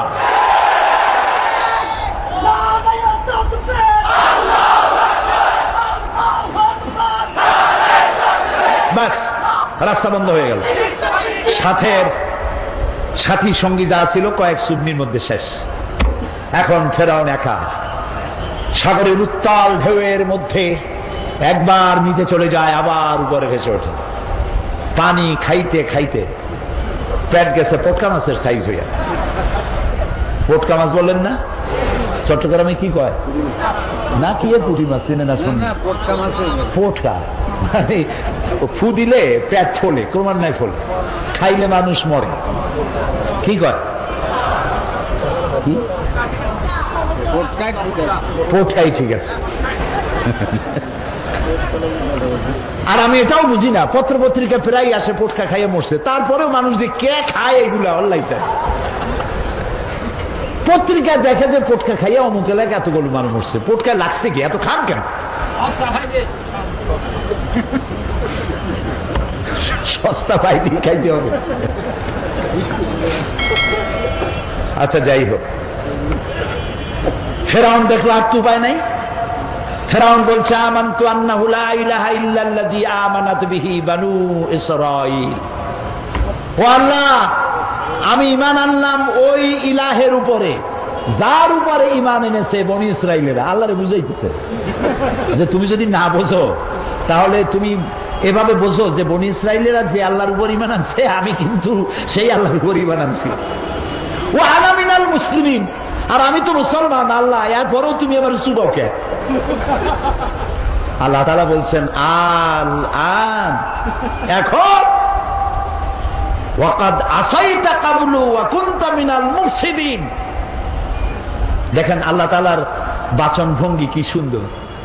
ফেরাউন বলতেছে আনা মিনাল মুসলিমিন, আমি হলাম মুসলমানদের একজন। আল্লাহ কয় ওয়া কুনতা মিনাল মুফসিদিন, তুই তো সন্ত্রাসী। কি আর মুসলমান? তুই তো সন্ত্রাসী। সারাটা জীবন আমার নবীকে জ্বালাইছো, আমার গোলামদেরকে জ্বালাইছো। বেটা, তোরে আজ আমি ছাড়বো না, তোরে মারবো, তুই মরবি, তবে তো শরীরটা বাঁচাবো। আলিয়াউমা নুনাজ্জিকা বিবাদানিক, আমি তো শরীরটারে বাঁচাই দেব। পানিতে নষ্ট হবে না, জলচর প্রাণীরা খাবে না, মাটিতে নষ্ট হবে না, পোকা মাকড়ে খাবে না। আমি তোরে শুটকি বানাইয়া রাখবো কিয়ামত পর্যন্ত, যাতে পৃথিবীর সব স্বৈরাচারেরা তোরে দেখে যেন শিক্ষা নিতে পারে। ওই আল্লাহ আছে না নাই? আরো জোরে বলো, সেই আল্লাহই আছে। বর্তমানে নব্য ফেরাউন, নব্য নমরুদ, পৃথিবীর নতুন নতুন স্বৈরাচার যারা হবে, আল্লাহ তাদের ইন্তেকাম নেওয়ার জন্য আমার আল্লাহ যথেষ্ট, ঠিক না? প্রিয় ভাই সব, চলুন মিশর থেকে ফিরে আসি বাংলাদেশে। আবার সময় হলে সেখানকার কথা আরো শোনাবো ইনশাআল্লাহ। বলতেছিলাম যে আল্লাহ রাব্বুল আলামিন, আল্লাহ রাব্বুল আলামিন এই পৃথিবীর মানুষগুলিকে ধনী এবং দরিদ্র দুই ভাগে ভাগ করেছেন। সেই ধনী এবং দরিদ্র দুই ভাগে ভাগ করে শ্রেণী হয়েছে। এই শ্রেণীগুলিকে সমভাবে অর্থনৈতিক বিলিবন্টনের ব্যবস্থাও করেছেন আল্লাহ তাআলা নিজেই, এবং আল্লাহর দেওয়া ব্যবস্থাপনার চাইতে সুন্দর ব্যবস্থাপনা পৃথিবীতে আর হতে পারে না। ইসলাম প্রচারের প্রথম দিনেই আল্লাহ রাব্বুল আলামিন মানুষকে জানাই দিলেন, মানুষের জন্য মানুষ চায়, ক্ষুধার সময় খাবার চায়, আর ভীতির সময় কি চায়? নিরাপত্তা। বলেন কি চায়? আল্লাহ রাব্বুল আলামিন কোরআনে কারীমের মধ্যে বলেছেন, ফালইয়াবুদু রাব্ব হাযাল বাইত আল্লাযী আত'আমাহুম মিন জু'in ওয়া আমানাহুম মিন খাউফ। কাবা শরীফের দরওয়াজায় এই সূরাটি লেখা আছে। কাবা শরীফের ভিতরে আল্লাহ রাব্বুল আলামিন আমার জীবনে একবার ঢোকার তৌফিক দিয়েছিলেন, আলহামদুলিল্লাহ। আমার চোখের সামনে অনেক রাজা বাদশা আমার চোখের সামনে ঢুকছে। জীবনে বহুবার আল্লাহ নিয়েছেন। বাইরে দাঁড়াই এতিমের মতো কাঁদছি যে আল্লাহ, এই ঘরটার মধ্যে যদি একবার ঢুকতে পারতাম। কুয়েত এবং ইরাকে যেবার যুদ্ধ বাঁধল, সেই যুদ্ধের মীমাংসা বৈঠক আহ্বান করলেন বাদশা ফাহাদ। তাতে পৃথিবী থেকে 400 মেহমানদেরকে দাওয়াত দিলেন মীমাংসা বৈঠকে। কেমনে কেমনে আমার মতো একটা ভাঙ্গা ছেড়া মানুষও দাওয়াত পাইল। আমি তখন যখন প্লেনে উঠেছি, তখন আমার মনের মধ্যে একটা চিন্তা হলো, সারা জীবন যে আশাটা করতেছিলাম, আল্লাহ যদি এইবার এটা পুরো করতেন। আমাদেরকে হোটেলে নিয়ে জায়গা দেওয়া হলো। এশার নামাজের পর একটা ব্রিফকেস দিল সমস্ত মেহমানদেরকে। ব্রিফকেসের ভিতরে কাবা শরীফের গেলাপ পাইলাম, আতর পাইলাম, জায়নামাজ পাইলাম, আর পেলাম অনুষ্ঠান সূচি। অনুষ্ঠান সূচিতে লেখা 3 দিনের সমাপনী দিবস, 3 দিন কনফারেন্সের শেষ দিন, ওটা বৃহস্পতিবার দিবাগত রাত। শুক্রবার সকাল 7:30টায় মেহমানদের জন্য কাবা শরীফের দরজা খুলে দেওয়া হবে। আমি তো পড়িয়া আমার চোখে তখন পানি এসে গেছে। বৃহস্পতিবার রাত্রে সকালের অপেক্ষা আর করিনি, গোসল করে নতুন কাপড় চোপড় পরে সারা রাত তাওয়াফ করেছি, নামাজ পড়েছি, সকালের অপেক্ষা করেছি। ফজরের নামাজের পরই আর্মি এসে ঘিরে ফেলেছে কাবা শরীফ। যারা ভেতরে তাওয়াফ করতেছিল তারা বেরিয়ে গেল। মাতাফের কিছু জায়গা তারা আটকাই ফেললো, বাইরের থেকে তাওয়াফ হবে। কাবা শরীফের পাশটা খালি। প্লেনে ওঠার মতো বিরাট সিঁড়ি এসে হাজির হয়ে গেল। আমি তো সারা রাত থেকে তৈরি, আমার চিন্তা আমি আগে উঠব, কিন্তু পারলাম না। তৎকালীন আজাদ কাশ্মীরের প্রেসিডেন্ট সর্দার আব্দুল কাইয়ুম উঠে পড়লেন আগে। 2 নম্বরে উঠলেন রাশিয়া এবং আফগানের যুদ্ধে নেতৃত্ব দিয়েছিলেন আব্দুর রব আস-সাইয়াফ আর-রাসূল, তিনি আফগান মুক্তিযুদ্ধের সর্বাধিনায়ক, তিনি উঠলেন।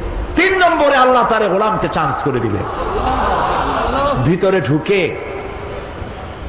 তখন তো আর কাবা একদিকে নাই, চারোদিকে কাবা, চারোদিকে দুরাকাত নামাজ পড়ে আল্লাহর ঘরের মাঝখানে সেজদায় পড়ে গেলাম। প্রায় আধা ঘন্টা জনমের মতো কাঁদলাম, যা মনে আসলো বলতে থাকলাম। হঠাৎ আমার মনে চিন্তা আসলো, আমি বুঝি অন্যান্য মেহমানদের উপরে জুলুম করতেছি, কারণ এই ঘরের মধ্যে 20-22 জনের বেশি লোক ধরে না। তা আমরা যত দেরি করবো তাদের উঠতে তত দেরি হবে। তাড়াতাড়ি উঠলাম। আমি দাঁড়িয়ে দেখি আমার পাশে দাঁড়ানো রাজশাহী বিশ্ববিদ্যালয়ের প্রাক্তন ভাইস চ্যান্সেলর মরহুম ডক্টর M.A. বারী, বুড়া মানুষ, সাদা দাড়ি, চোখ দিয়া বদনার নালের মতো পানি পড়ছে, দাড়ি ভিজে ভিজে পড়ছে। আমাকে আঙ্গুল দিয়ে দেখালেন কাবার দরজার দিকে। আমার চোখ গিয়ে পড়লো কাবার দরজার উপরে, যেখানে উনি আঙ্গুল দিয়ে দেখালেন সেখানে লেখা আছে ওয়াকালা রাব্বুকুম উদউনি আস্তাজিব লাকুম।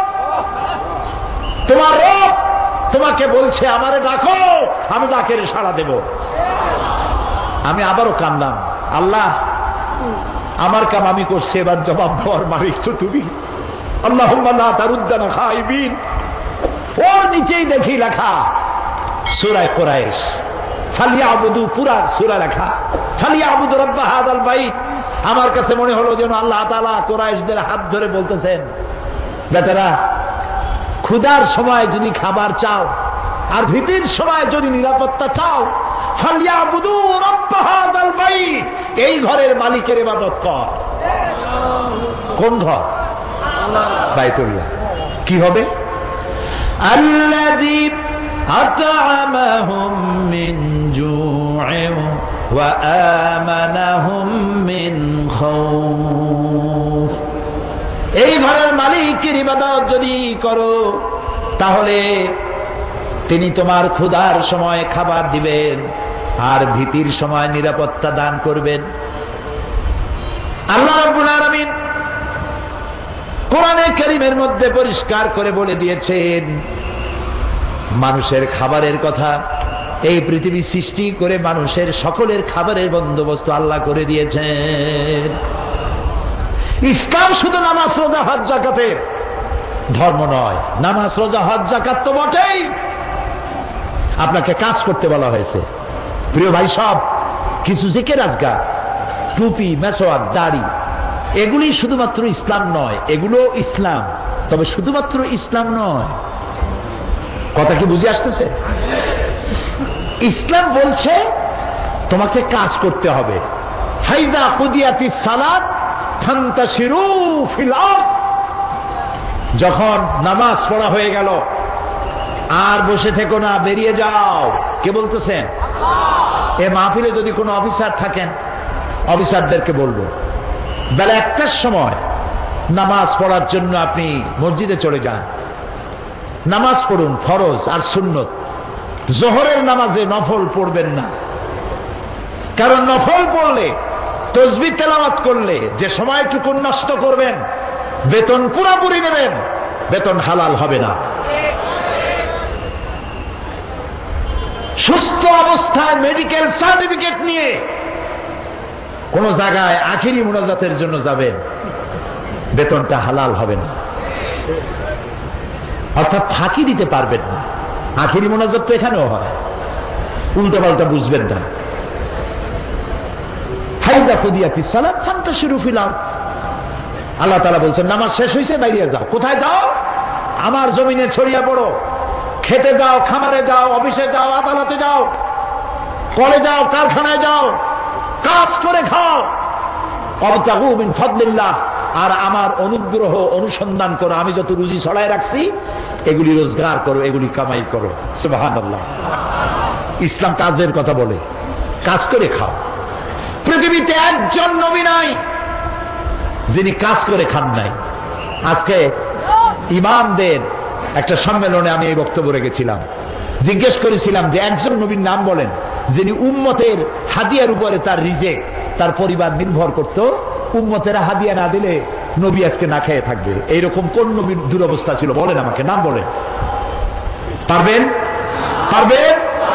আদম আলাইহিস সালাম কৃষি কাজ করতেন, ইদ্রিস আলাইহিস সালাম জমিন চাষ করতেন, দাউদ আলাইহিস সালাম কর্মকার ছিলেন, লোহার অস্ত্রপাতি, খন্তা, শাবল, দা, বটি থেকে শুরু করে সব বানাইতেন। সব নবী কাজ করেছে। রাসূল করিম সাল্লাল্লাহু আলাইহি ওয়াসাল্লাম ব্যবসা করেছেন, ছাগলের রাখালগিরি করেছেন, সমস্ত আইম্মায়ে মুজতাহিদিন কাজ করেছেন। রাসূলুল্লাহ বলেছেন এই হাতের চাইতে এই হাতের দাম বেশি। এই হাতটা কি? ভিক্ষা। এই হাতটা কি? এই হাতটা কি? দেওয়া। রাসূল বলেছেন এইটার দাম বেশি। সুবহানাল্লাহ। তো এইটা আপনি দিবেন কি করে যদি আপনি রোজগার না করেন? আর আল্লাহ তাআলা বলেছেন আমি রুজিতে বরকত দিয়ে দেব। তিজারত করো, ব্যবসা করো, রুজিতে বরকত দেব। সুবহানাল্লাহ। কাজ করিয়া খাও। কাজের জন্য জমিন ছেড়ে দেওয়া হয়েছে, তবে কাজ করতে গিয়ে উযকুরুল্লাহ যিকরান কাসীরা, বেশি বেশি আমার জিকির করিও। যখন কাজ করতে যাবা কি করবা? জিকির করবা। সেই জিকিরটা কি? আপনি অফিসে কাজ করতেছেন আল্লাহু আল্লাহু, জমিনে চাষ করতেছেন আল্লাহু আল্লাহু না। এই জিকির মানে হলো স্মরণ। তুমি নামাজ পড়িয়া অফিসে গেছো, আমি যদি এই জিকির মানে স্মরণ, আমি আল্লাহ যেন তোমার মাথায় থাকি, তোমার ব্রেনে থাকি, তোমার মনে থাকি। যদি তাই থাকি তাহলে তুমি কলমের খোসা দিয়া তোমার অধীনস্থ ব্যক্তির চাকরি নষ্ট করতে পারবা না। চাকরির সময় আমি যদি তোমার দেমাগে থাকি, সরকারের টাকা কলমের খোঁচা দিয়া পকেটস্থ করতে পারবা না।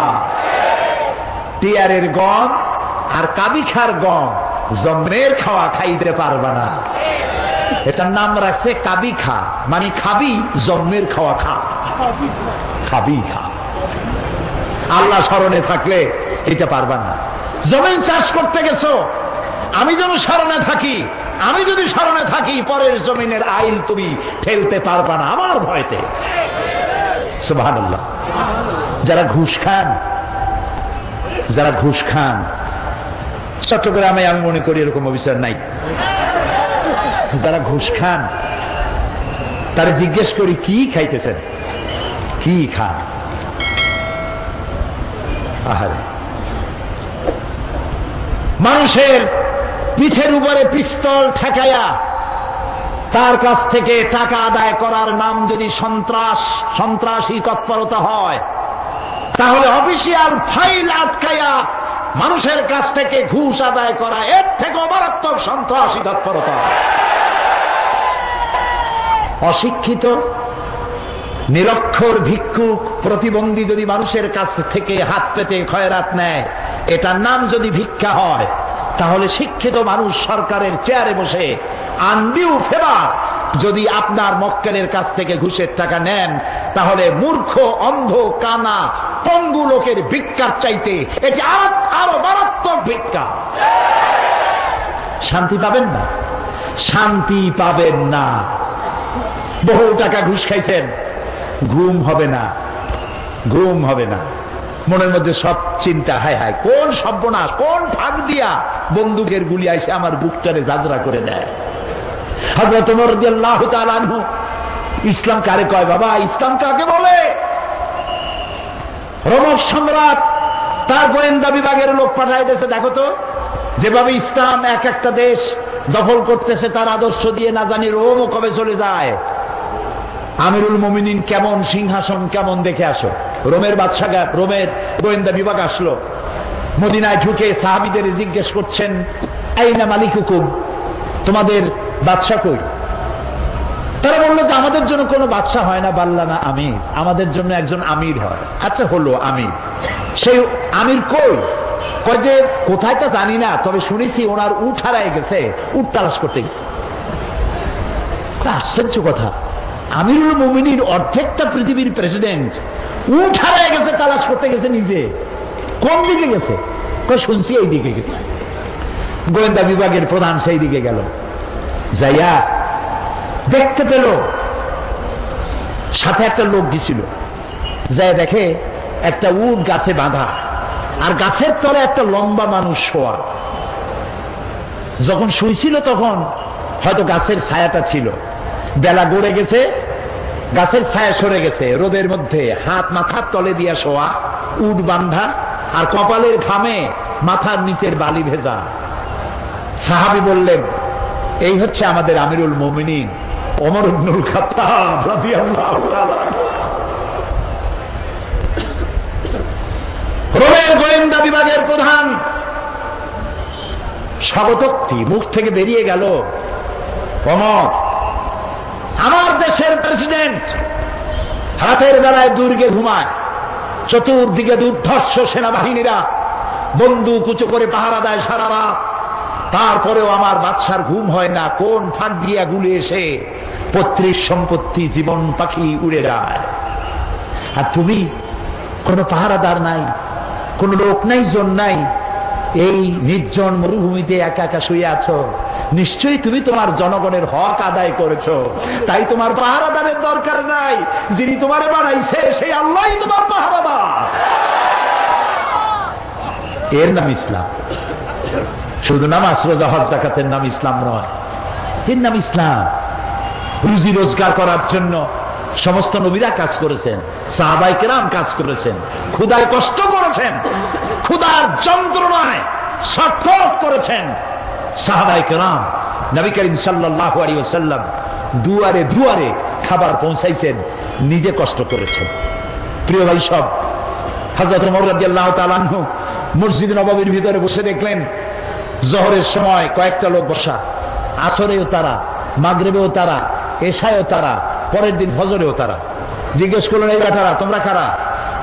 প্রত্যেক নামাজে এক জায়গায় দেখি বললো যে আমরা আল্লাহর ইবাদত করি, জিকির আজকার করি। তো তোমরা খাও কি? কয় যে আল্লাহ ভরসা করে আছি। আমাদের এক জায়গায় জিকির আজকার করতে দেখিয়া এলাকার লোকেরা রান দিয়ে আমাদেরকে খাওয়ায়। কয় তাহলে তো তোমরা আল্লাহরে ভরসা করো না, তোমরা তো মানুষের উপর ভরসা করে আছো। শোনো, আগামীকাল এটা তো ফজর গেল, আজকের জোহরের নামাজের পর যদি এই জায়গায় তোমাদেরকে বসা দেখি, ব্যাট মেরে মসজিদ থেকে বের করে দেব। এটা ইসলাম নয় যে তুমি কাজ করবে না, বসে বসে খাবে, এর নাম ইসলাম নয়। তুমি নিজে কাজ করবে, নিজের জন্য, অন্যের জন্য কাজ করো, এটি হলো ইসলামের নির্দেশ। সুতরাং ইসলাম নামাজ রোজা হজ যাকাত নিয়েই শুধু আসে নাই, এসেছে মানবতার কল্যাণের জন্য, মানবতার মুক্তির জন্য। সুবহানাল্লাহি ওয়া বিহামদিহি, সুবহানাল্লাহি ওয়া বিহামদিহি।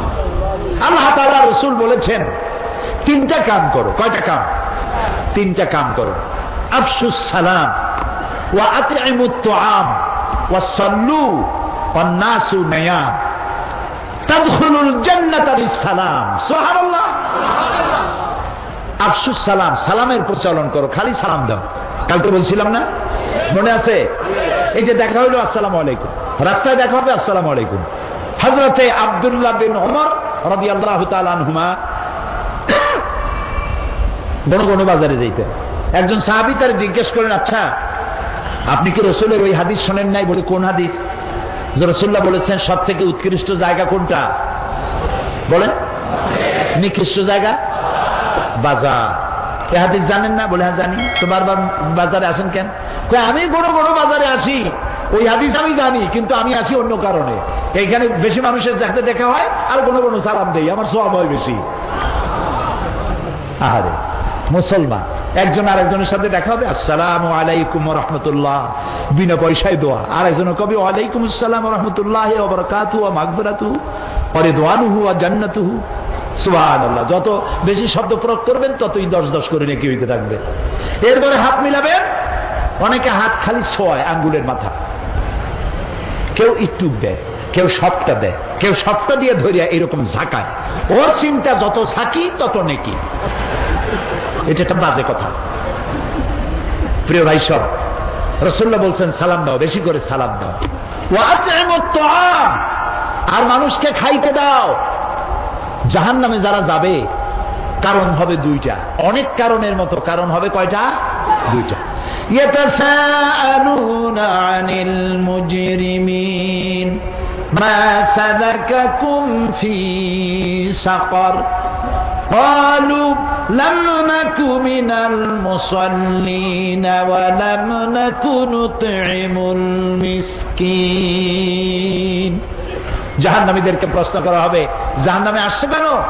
বলবে দুইটা কারণে, আমরা নামাজ পড়ি নাই আর এতিম মিসকিনকে খাইতে দেই নাই। নাউজুবিল্লাহ, বলেন নাউজুবিল্লাহ। এতিম মিসকিনকে খেতে দিবেন, মেহমানদের দাওয়াত দিবেন, বেশি করে খাওয়াবেন, শুধু নিজেই অন্যের বাড়িতে গিয়ে খাবেন না, মানুষকেও দাওয়াত দিয়ে খাওয়াবেন, তাহলে মহব্বত বাড়বে। কি বাড়বে? মহব্বত বাড়বে। আর একটা কি? ওয়াসাল্লু ওয়ান্নাসু নিয়াম, আর নামাজ পড়তে দাঁড়াও ওই সময় যখন মানুষেরা সব ঘুমাইয়া যায়। কোন সময়? রাতে। রাতে কোন অংশে? অর্ধে, এরপরে অথবা তৃতীয় অংশে। এই সময় নামাজটা কেন?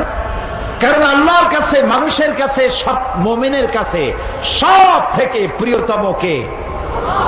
সবাইকে বলতে হবে কে? সুতরাং মানুষ যখন প্রেম করে, ভালোবাসা করার জন্য নোটিশ দেয় না, বিজ্ঞাপন ছাপায় না, রেডিও টেলিভিশনে বিজ্ঞাপন দেয় না, প্রেম করে কিভাবে? গোপনে। গোপনে প্রেম করার জন্যে আল্লাহর সাথে দিনের কোলাহল আল্লাহ বন্ধ করে দেন। আল্লাহ রাব্বুল আলামিন বলেন, ওয়াজআলনান নাহারা মাআশা, দিন বানিয়েছি রুজি রোজগার করার জন্য, রিজিক কামাই করার জন্য। ওয়াজআলনাল লাইলা লিবাসা ওয়াজআলনা নাওমাকুম সুবাতা, রাত বানালাম আমি তোমাদের জন্য শান্তির বাহন করে, আচ্ছাদন দিলাম, ঘুমকে বাহন করলাম। এই সুন্দর রাতে সব মানুষ ঘুমিয়ে গেছে, বান্দা এই সময় ঘুমের থেকে জাগো, আমারে সেজদা দাও, সেজদার ভিতরে তোমার যা বলার আছে আমারে বলো। আল্লাহ রাব্বুল আলামিন চতুর্থ আসমানে এসে যান অথবা প্রথম আকাশে আসেন। হর হমেশা দেনে কো তৈয়ার হ্যাঁ, हर हमेशा देने को वो तैयार है, जो न मांगे उससे वो बेजार है। সব সময় দিতে প্রস্তুত আল্লাহ রাব্বুল আলামিন, যে চায় না আল্লাহ রাব্বুল আলামিন তার প্রতি নারাজ হয়ে যায়। গভীর রাত্রি সিজদার ভিতরে গিয়ে মানুষ যখন কাঁদতে থাকে, আল্লাহ রাব্বুল আলামিন ফেরেশতাদেরকে জিজ্ঞেস করেন, আমার ফেরেশতারা পৃথিবীতে মানুষ যখন সব ঘুমানো, আমার এই বান্দাগুলি কান্দে কেন, বান্দিরা কান্দে কেন? ফেরেশতারা বলে, রব্বুল আলামিন ওরা গুনাহ করেছে, তোমার কাছে মাপ চায়, জাহান্নাম থেকে মুক্তি চায়। আল্লাহ প্রশ্ন করেন, ওরা আমার জাহান্নাম দেখেছে নাকি, আমারে দেখেছে নাকি, বেহেশত দেখেছে নাকি? তারা বলবে না, দেখে নাই। রব্বুল আলামিন বলেন, ও আমার ফেরেশতারা, আমার এই বান্দাগুলি আমারে দেখে নাই, ফেরেশতা দেখে নাই, জাহান্নাম দেখে নাই, হাসর নসর কিছুই দেখে নাই, শুধু আমার কোরআনের কথা, আমার নবীর কথা বিশ্বাস করে যেভাবে তারা কাঁদতেছে, তোমরা সাক্ষী থেকে যাও, আমার এই ক্রন্দনরত বান্দাগুলিরে আমি মাফ করে দিলাম। সুতরাং নবীজির কথা মতো যারা সালামের প্রচলন করবেন, মেহমানদের খাওয়াবেন, রাতের বেলায় জেগে নামাজ আদায় করবেন, আল্লাহ রাব্বুল আলামিন তাদেরকে, নবীজি বলেন, তাদখুলুল জান্নাতা বিসসালাম, আল্লাহ তাআলা শান্তির সাথে তাদেরকে জান্নাতে প্রবেশ করাবেন। এই পৃথিবী হচ্ছে মানবতার কল্যাণের জন্য, মানব সভ্যতা বিকাশের জন্য, এই পৃথিবীকে সুন্দর করে সাজিয়ে গুছিয়ে রাখার জন্য আল্লাহ মুসলমানদেরকে দায়িত্ব দিয়েছেন। এটার নামই হচ্ছে ইসলাম। ইসলাম মানবতার কল্যাণ নিয়ে এসেছে, ভালোবাসা নিয়ে এসেছে, মহব্বত নিয়ে এসেছে। ক্ষমতায় যাইয়া মন্ত্রী হবেন, এমপি হবেন, খাওয়ার চোটে এক একজনের পেট 3টা তরমুজের সাইজ হয়ে যাবে, এই জন্য ক্ষমতায় যাওয়া নয়।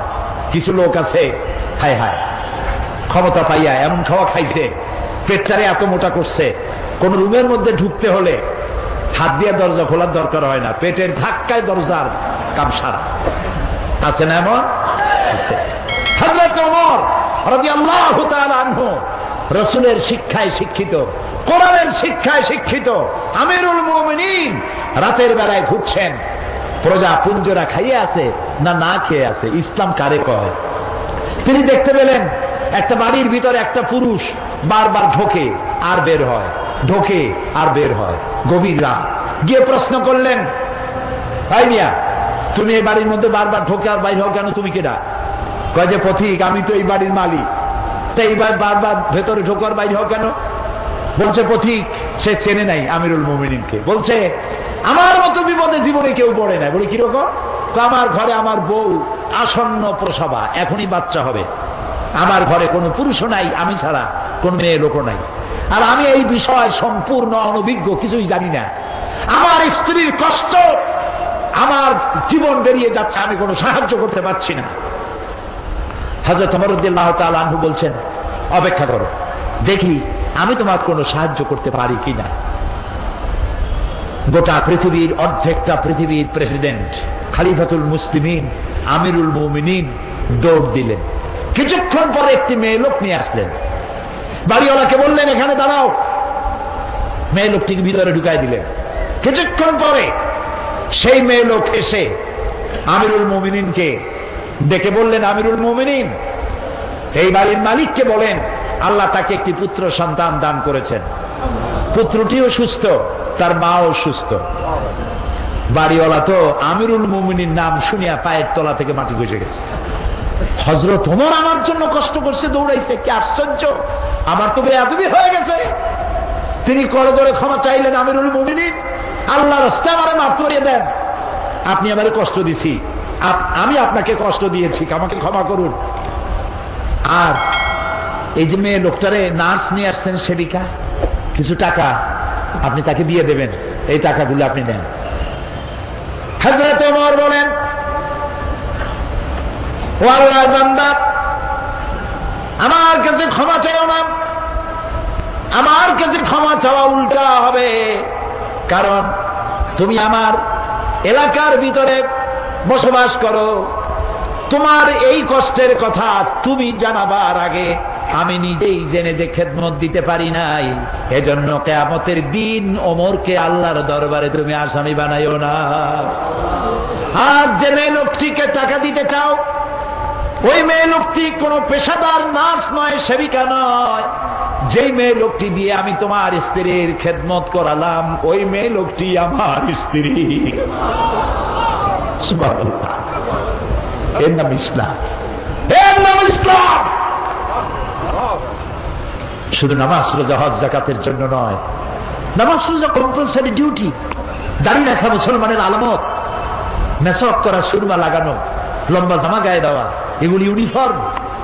কিন্তু মূল স্পিরিট, আসল জিনিসটা হারাই ফেলেছি, খোলস হারাই ফেলেছি, মূল জিনিস হারাইয়া খোলস ধরে আছি।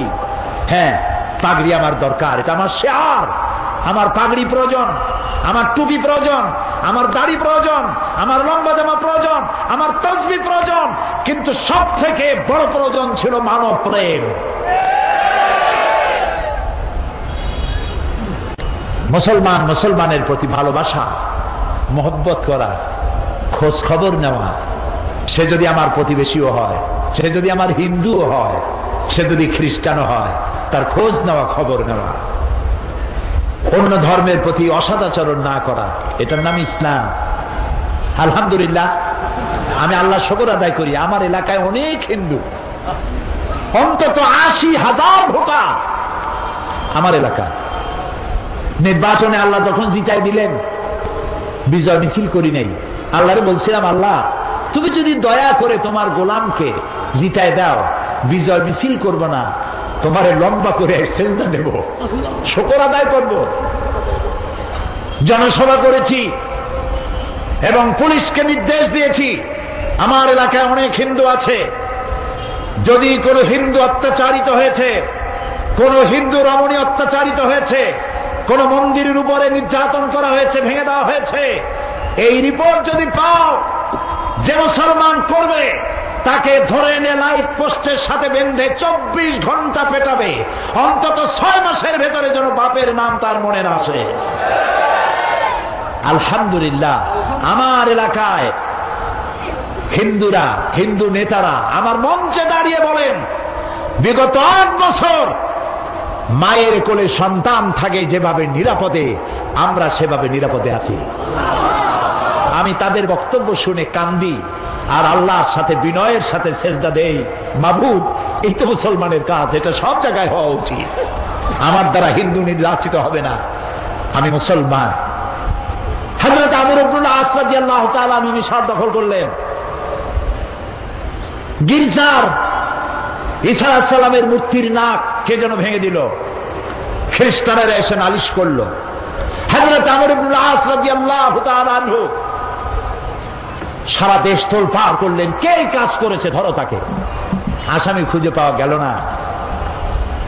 আমর ইবনে আস রাদিয়াল্লাহু তাআলা আনহু তিনি খ্রিস্টানদেরকে ডাকলেন, খাট থেকে তরবারি বের করে পাদ্রীর হাতে তুলে দিলেন। খ্রিস্টানের পাদ্রী, এই নাও তরবারি, আমি তোমার ঈসা আলাইহিস সালাম আমারও নবী, তার নাক কে ভেঙেছে আমি আসামি খুঁজে পাই নাই, কিন্তু তার নাক ভাঙ্গে তোমার কলিজায়, খ্রিস্টানদের কলিজায় আঘাত দিয়েছে যে দুর্বৃত্ত, তাকে তো আমি পেলাম না, কিন্তু এই দেশ আমি দখল করেছি, আমার নেতৃত্বে দেশ দখল হয়েছে, এই অপরাধের বোঝা আমারও। এই তরবারি নাও, আমি এদের খলিফা, আমি মিশরের গভর্নর, এই তরবারি দিয়ে আমার লাশ কেটে দিয়ে মুসলমানের কলিজা আঘাত দাও। পাদ্রী বলল, যেই জাতের মুসলমানদের শাসক পরধর্মের প্রতি এত শ্রদ্ধাশীল, আমি আর খামোখা খ্রিস্টান থাকি কেন? লা ইলাহা ইল্লাল্লাহু মুহাম্মাদুর রাসূলুল্লাহ। প্রিয় ভাই, এর নাম ইসলাম। এখানে বর্ণবাদ নাই, সাম্প্রদায়িক সম্প্রীতির বিনষ্টকারী কোন শক্তি এখানে নাই, এখানে মারামারি নাই, কাটাকাটি নাই, এখানে সন্ত্রাসের কোনো অবস্থান নাই। আমি যে বিষয়টি আপনাদের সামনে এনেছিলাম, ইন্না দীন ইনদাল্লাহিল ইসলাম, আশা করি আমি বুঝাতে চেষ্টা করব, যদি আল্লাহ আমাকে তৌফিক দেন। শেষ করতে পারলাম না আজও, দেখা যাক কাল কি করা যায়। দাঁড়ানো ভাইরা বসুন, মুনাজাতে অংশ নিন, একজনও দাঁড়িয়ে থাকবেন না, সব বসুন। আগামীকাল তৃতীয় দিবস, একদিন একদিন করে চলে যাবে, এ মাঠ শূন্য হয়ে যাবে। আল্লাহর এই কালাম প্রচারিত হোক বিশ্ব জুড়ে, বছরের পর বছর, শতাব্দীর পর শতাব্দী, সহস্রাব্দীর পর সহস্রাব্দী, অনন্তকাল ধরে মানুষ যেন ইসলামের সুশীতল ছায়ায় আশ্রয় নিতে কেউ ভয় না পায়। এর থেকে শান্তি পৃথিবীতে আর নাই। মানুষে মানুষে এত শান্তির ধর্ম, এত শান্তির ব্যবস্থা আর কারো নাই। কারণ ইসলাম কোন মানুষের তৈরি করা নয়, কোন নবীর তৈরি করা নয়। ইসলাম কার? আবারও বলুন, আমরা ধন্য সেই ইসলামের মধ্যে আল্লাহ তাআলা আমাদেরকে সৃষ্টি করেছেন। বাকি কথা কাল বলবো। শোনার জন্য ভাই বোন, মা বোন, আত্মীয় স্বজন সবাইকে ডেকে নিয়ে আসবেন, যারা ইসলামকে সন্ত্রাসী, মৌলবাদী, ফান্ডামেন্টালিস্ট, উগ্রবাদী, ধর্মান্ধ এইসব গালাগালি দেয়, রিয়াকশনারি, প্রতিক্রিয়াশীল। ওরা মনে করে এইসব কঠিন কঠিন শব্দ মৌলবীরা বুঝবে না। আমরা যে আবার বুঝি, ওরা আবার তা বোঝে না। আমরা কি, ইসলাম কি, এই বিষয়টাই তুলে ধরবো ইনশাআল্লাহ। এবং এই বক্তব্য ছড়িয়ে যাবে বিশ্বময় ইনশাআল্লাহ। এবং এর দ্বারা হিন্দু, খ্রিস্টান, বৌদ্ধ, উপজাতীয়, নারী, পুরুষ আমরা একই মোহনায় চলে আসবো ইনশাআল্লাহ। থাকবে না বিভেদ, থাকবে না সন্ত্রাস, পৃথিবী হবে এক শান্তির ঠিকানা ইনশাআল্লাহ। মোনাজাতের পর আজান হবে, বা জামাত নামাজ পড়ে যাবেন। মাওলানা শামসুদ্দিন আমাদের ভাই, আমাদের বন্ধু, আপনাদের প্রিয়, সর্বজন শ্রদ্ধেয় ব্যক্তিত্ব। তিনি আমার কাছে বারবার বলেন যে, প্রতি বছরই বলেন যে আমরা অনেক ঋণী আছি। তা আমি জানি কোরআনের মাহফিল আল্লাহ ঋণী রাখেন না, তাও কিন্তু আমরা সুবহানাল্লাহ কইতে পারলাম না। আপনাদের কাছ থেকে সুবহানাল্লাহ আমার এরকম আদায় করা লাগে কেন, কোন তো দেখি? আর লাগবে? আলহামদুলিল্লাহ, আলহামদুলিল্লাহ। প্রিয় ভাই, সব মেহেরবানি করে পকেটে করে টাকা নিয়ে আসবেন। এই টাকা কোথায় খরচ করবেন? একদিন মরে যাবেন, একদিন এই চেয়ারে সাইদি থাকবে না, হারিয়ে যাবে একদিন, এটাই স্বাভাবিক।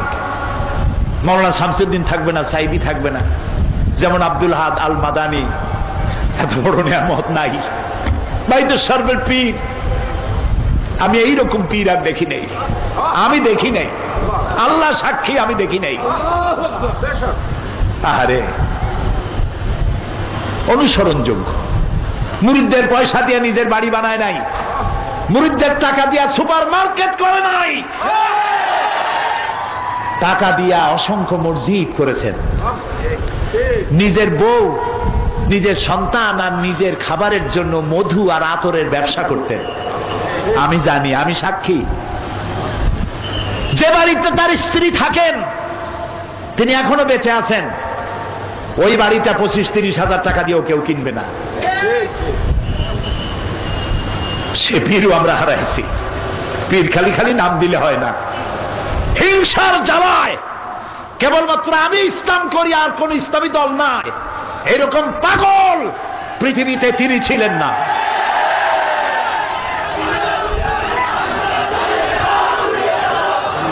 সেই বলতেছি, সেই পীর সাহেব নাই, গারাঙ্গিয়ার পীর সাহেব নাই। তারপরে আমরা হারাইছি।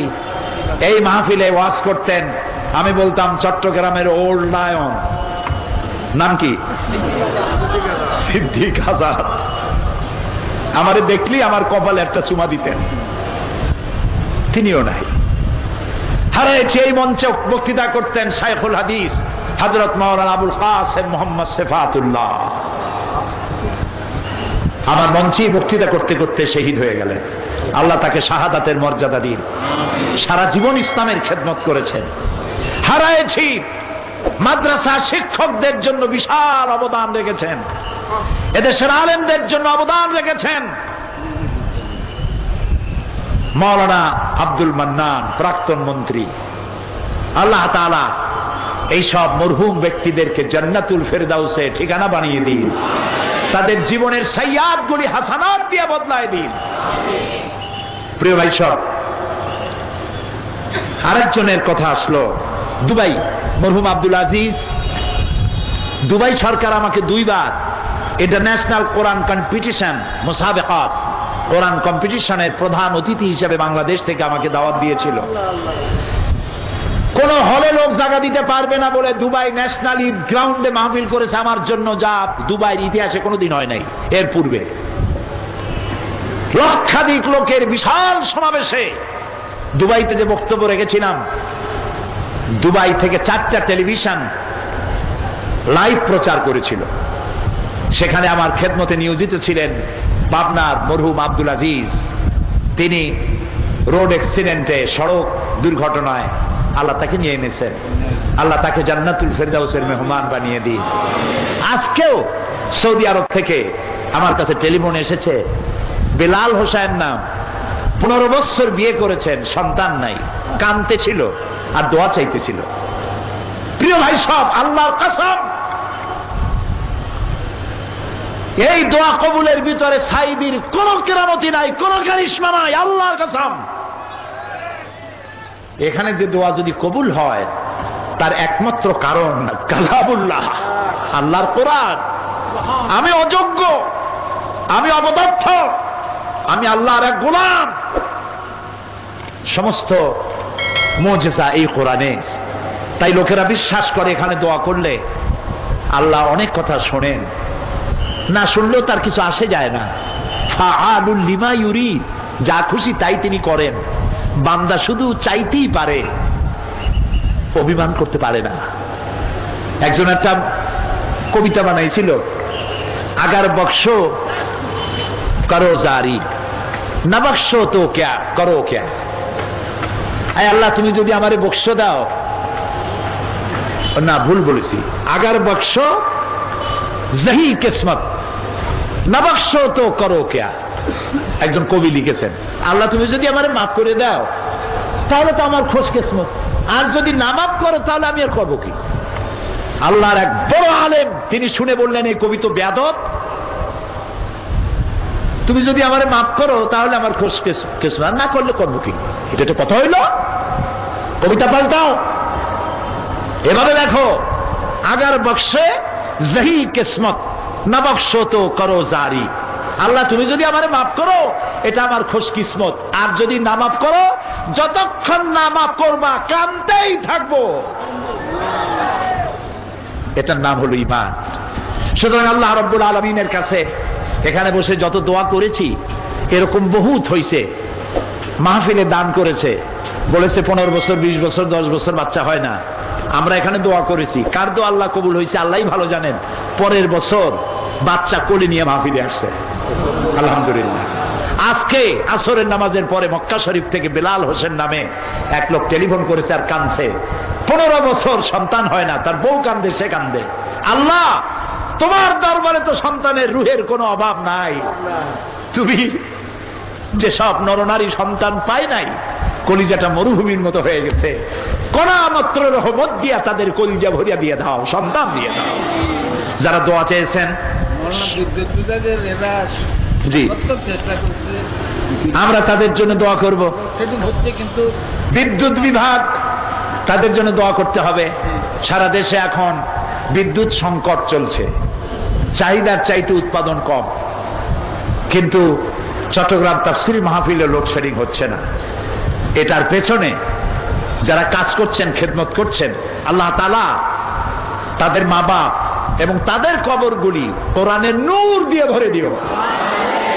যেসব পুলিশ, র‍্যাব, গোয়েন্দা বিভাগ এই বিশাল মাহফিলের নিরাপত্তা প্রদান করছেন, আল্লাহ তাআলা তুমি তাদের জীবনের নিরাপত্তা দিও, তাদের বিবি বাল বাচ্চাকে নিরাপত্তা দিও এবং জীবনের গুনাহ খাতা মাফ করে দিয়ে ইসলামী জীবন যাপনের তৌফিক দিও। আজ আর নয়, আগামীকাল বাকি কথা হবে।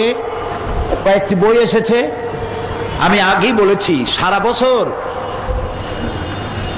প্রকাশকরা বই লেখে আর ছাপায়, চট্টগ্রামের লোকেরা বই কেনে বেশি।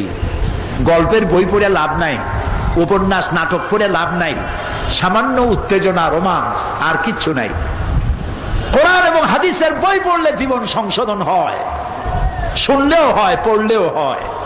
সেজন্য বহু প্রকাশকেরা এসেছে, পকেটের পয়সা নিয়ে বাড়ি ফিরে না গিয়া পয়সা মাহফিলেও দেবেন আর ওখান থেকে বই কিনে নিয়ে যাবেন। রাজি আছেন? রাজি আছেন? আল্লাহ তৌফিক দিক। সন্ত্রাস এবং জঙ্গিবাদ দমন ইসলাম গতকাল বলেছি। মুসলমানদের যারা সন্ত্রাসী বলে, এটি আমার লেখা, এটি এখন ইংরেজি হচ্ছে। সমস্ত ইউরোপিয়ান আমেরিকান দূতাবাসে ইংরেজিতে ছাপাইয়া পৌঁছাইয়া দেওয়া হবে, তোমরা আমাদেরকে সন্ত্রাসী বলো, আমরা সন্ত্রাসী নই। ইসলাম সন্ত্রাসকে কখনো কবুল করে না, মঞ্জুর করে না। এটা ইংরেজি হয়ে ছড়িয়ে যাবে বিশ্বময় ইনশাআল্লাহ। সমস্ত শিক্ষিত লোকের এই বই পড়া উচিত। জঙ্গি, সন্ত্রাস ও জঙ্গিবাদ দমন ইসলাম, এটি আমার লেখা। আর তাফসীর বোঝার জন্য তাফহিমুল কোরআনের কোনো জুড়ি নাই।